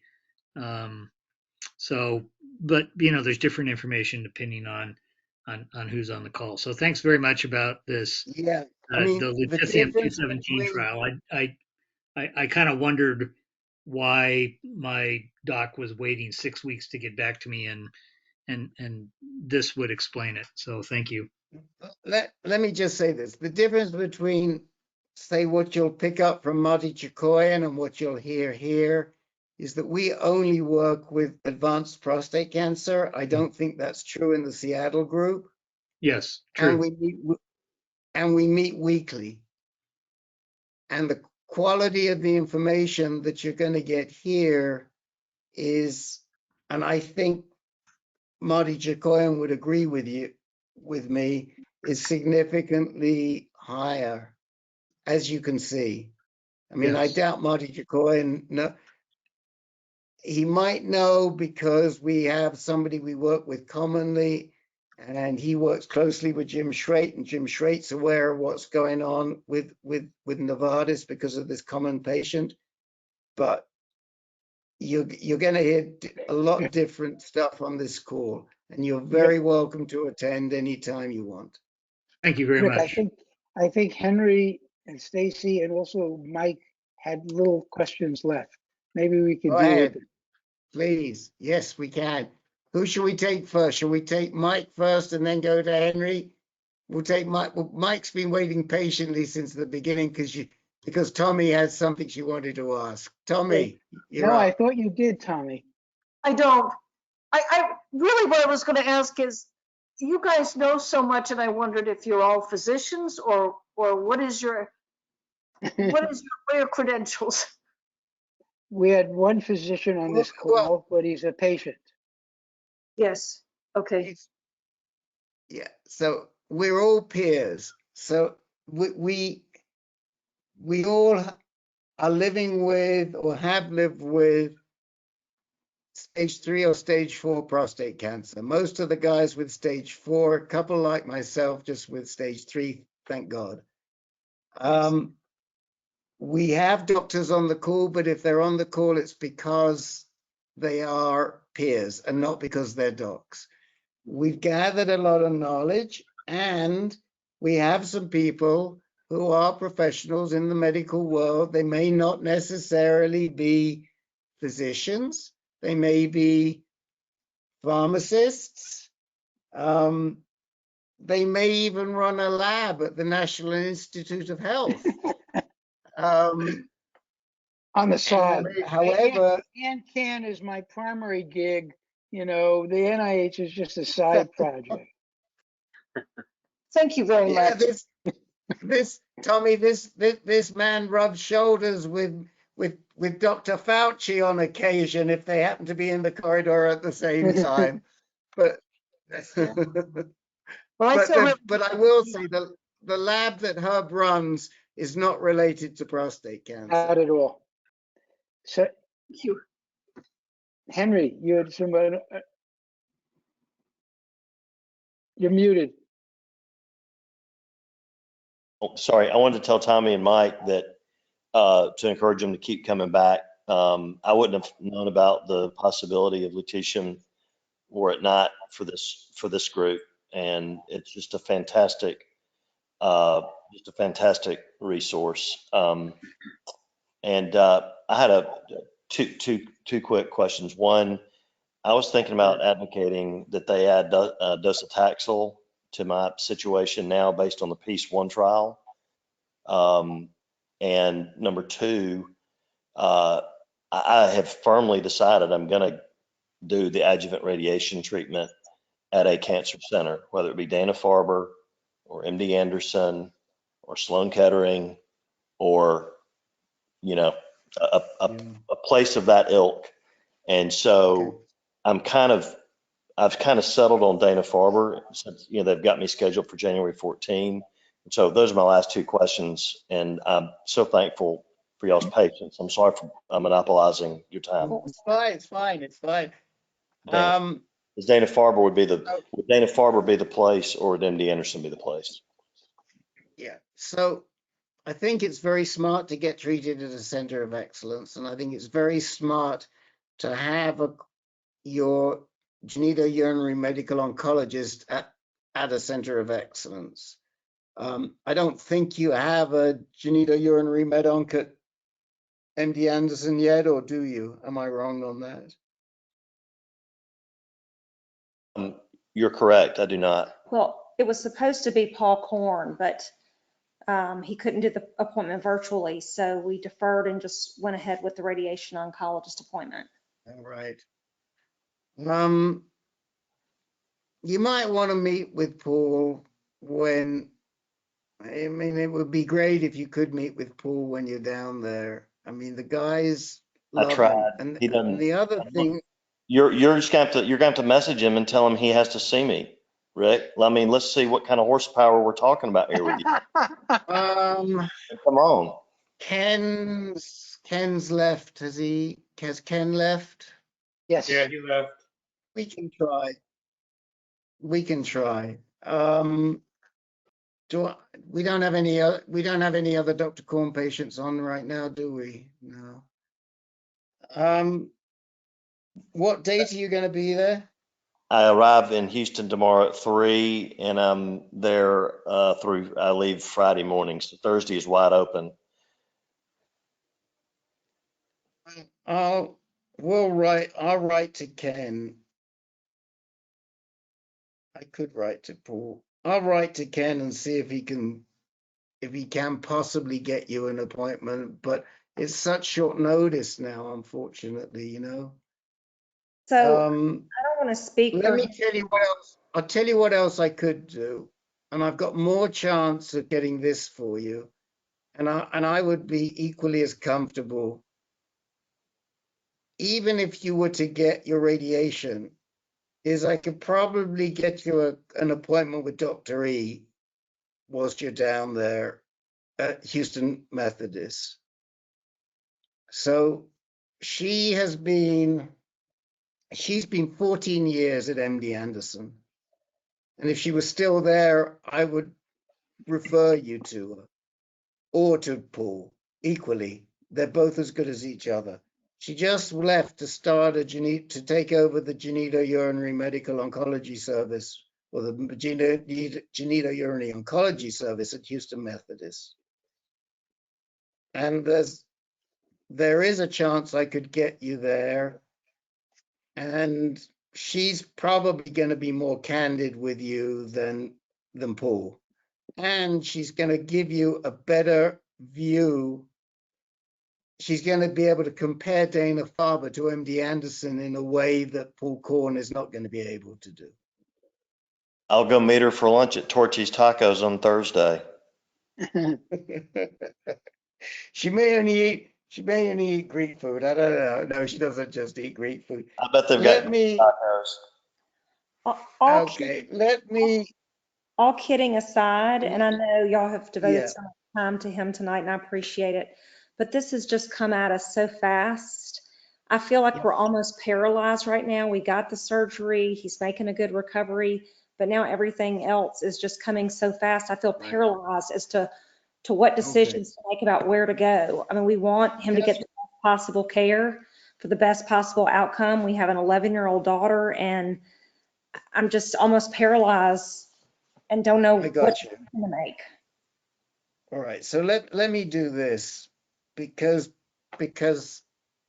this is you're a really good fit for Eleni, and if you were to choose her as your quarterback, you could probably still get your radiation at MD Anderson. You could probably get it at Dana-Farber, but you've got to pick one person to listen to. And I would have absolutely no qualms about her being the person that you're listening to. And she has a huge amount of respect in the prostate cancer world. And you'll relate to her. And she's going to relate to you with a young daughter and a younger man and all of that. I will do my best. I'll write to her tonight because And I'll do my best to see if she can squeeze you in anytime on Thursday. Okay? Is that what you, that works for you? Sure. Thank you. Or even Friday. If you want to see her, or you want to, it's her name is Eleni Efstathiou. We'll put it in. I'll put it in the chat window. She's on our advisory board, so there's a picture of her there. That's not the reason I'm recommending her. I just think she's a really, really good doctor, and she takes a very holistic approach, and she gets it. Thank you. Gets it. Thank you. So there's her name. Julian, do you want to say anything about Eleni? I can't say enough. I mean, she takes the bull by the horn, and she'll call you, she'll text you, she'll she'll be on your team. She's just fantastic, Rick. I mean, she's a beautiful lady, and even better doctor. She is pretty remarkable. And I kind of think, when you're in this position, should I go to, why aren't they doing this? Why aren't they doing that? She's going to sit down and talk to you like I'm talking to you. And she's going to say, well, this is why they didn't do it. She knows Pomerantz. She knows D'Amico. She knows, and she certainly knows, the MD Anderson team. And she's going to say to you, look, this is what you get if you go to MD Anderson. This is what you'll get if you go to Dana-Farber. And your question is, well, what if you were my quarterback? And this is what and how could we handle it? Good deal. Thank you. I think she'll make a really good quarterback for you. Hey, Rick, I got to say, Jake had a good idea in the chat box. He said Stacy should probably join the caregivers group, which yes, tomorrow. And I appreciate that suggestion. And y'all, again, have been a wonderful resource. But with an 11-year-old daughter and both of us working full time, it's been hard to find the time to participate in all of these meetings. I wish we had all the time in the world. Yeah, no, I get it. But Stacy, if you need some caregiver support, just send me a note and I'll connect you to Susan LaHaye. And she's wonderful, and we'll find you that support. Rick, she's a hard woman. She doesn't need any. Believe me, she's just fine. So look, said like a real good patient. Spoken like a real good patient. So Rick, I think I want to change the subject for a minute. I think we're done with all the guys. Is that true?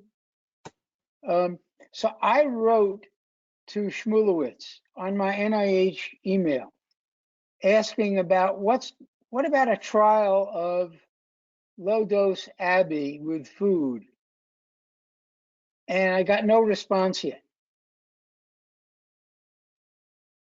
Because Nancy went over the paper with a fine-tooth comb and pointed out that they really needed that what they did in their first trial is they did a non-equivalence trial, and it wasn't good enough, and that's why NCCN won't include Abby with food on the guidelines.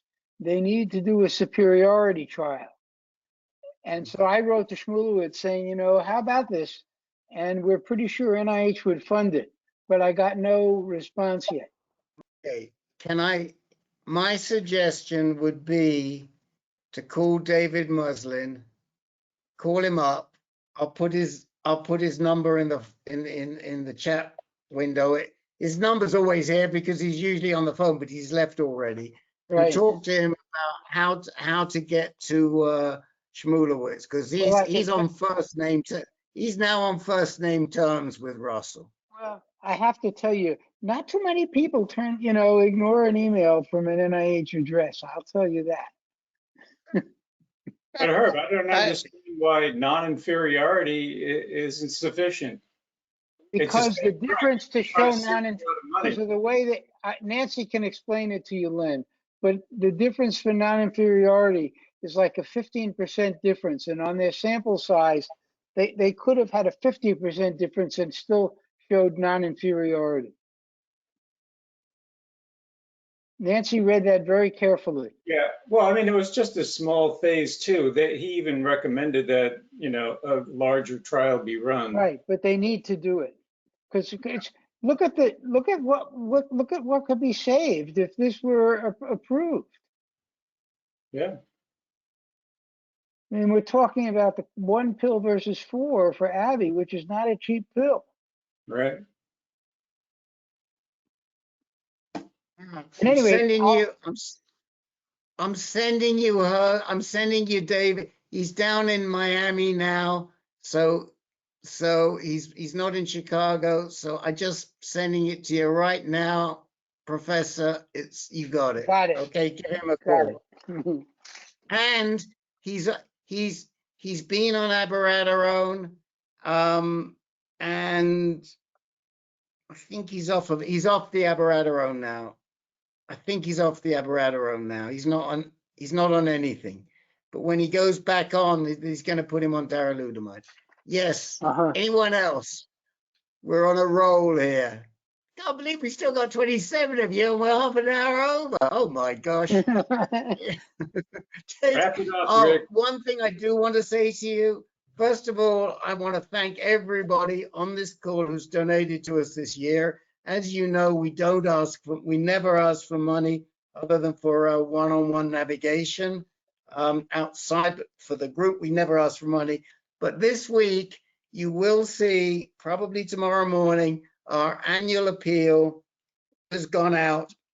I'm well aware that there are some faces on this call who have been very generous to us, and we thank you. So we're not asking you, but you'll see our annual appeal goes out. It's the end of year appeal, and it includes a summary of what we've done this year. And I do have to tell you, when I sat down and put it all together in the summary, even I was surprised. So I think we're heading in the right direction here, and thank you, everybody. How much would you like this year, Rick? Tell me, I'll find it. Hey, Jimmy, how many grapefruit do you want? Ooh, now you're talking. Jimmy, just send a blank check and let Rick fill it out. Right. Jimmy, you should see the size of the grapefruit on the tree this year. They're enormous, and the trees love it. I'll have to take a picture and send you a picture of the tree this year. It's unbelievable. Okay. I can't afford the postage. I won't be able to afford the postage this year, Jimmy. I've got it. I've got you. It's included in the donation. Okay. All right, guys. Listen, we try to have a little bit of fun because there's a lot of serious stuff going on here that we recognize. So, all right, Henry and Stacy, let me see if I can rustle up Dr. E tonight. She's generally pretty good about getting back quickly, and I'll put need a Thursday appointment. I'm going to send you. Thank you. I'm going to send you. I'm composing an email right now with all of my. There's so much. That'd be great. I'm going to do that right now. Okay. Yeah, I mean, I've got my notes on you here, but it's better if it comes from you in case I don't have good notes. So send it to me right now, and then I'll get it out to E right now, and we'll go from there. Thank you very much. Thank you. Hey, Henry. Hey. Yes. I'm as excited for Rick helping you out as it was me. Because he is the man, in case you couldn't notice.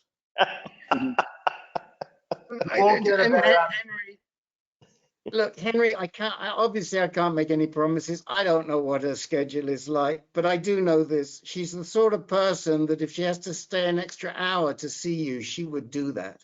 She told me on Friday I spoke to her, and she said she got hung up going home because somebody's prescription got lost, so she had to drop a prescription off to the pharmacy for them. I mean, that's who she is. She's a she's a good person. She's a mensch. She's a really good person.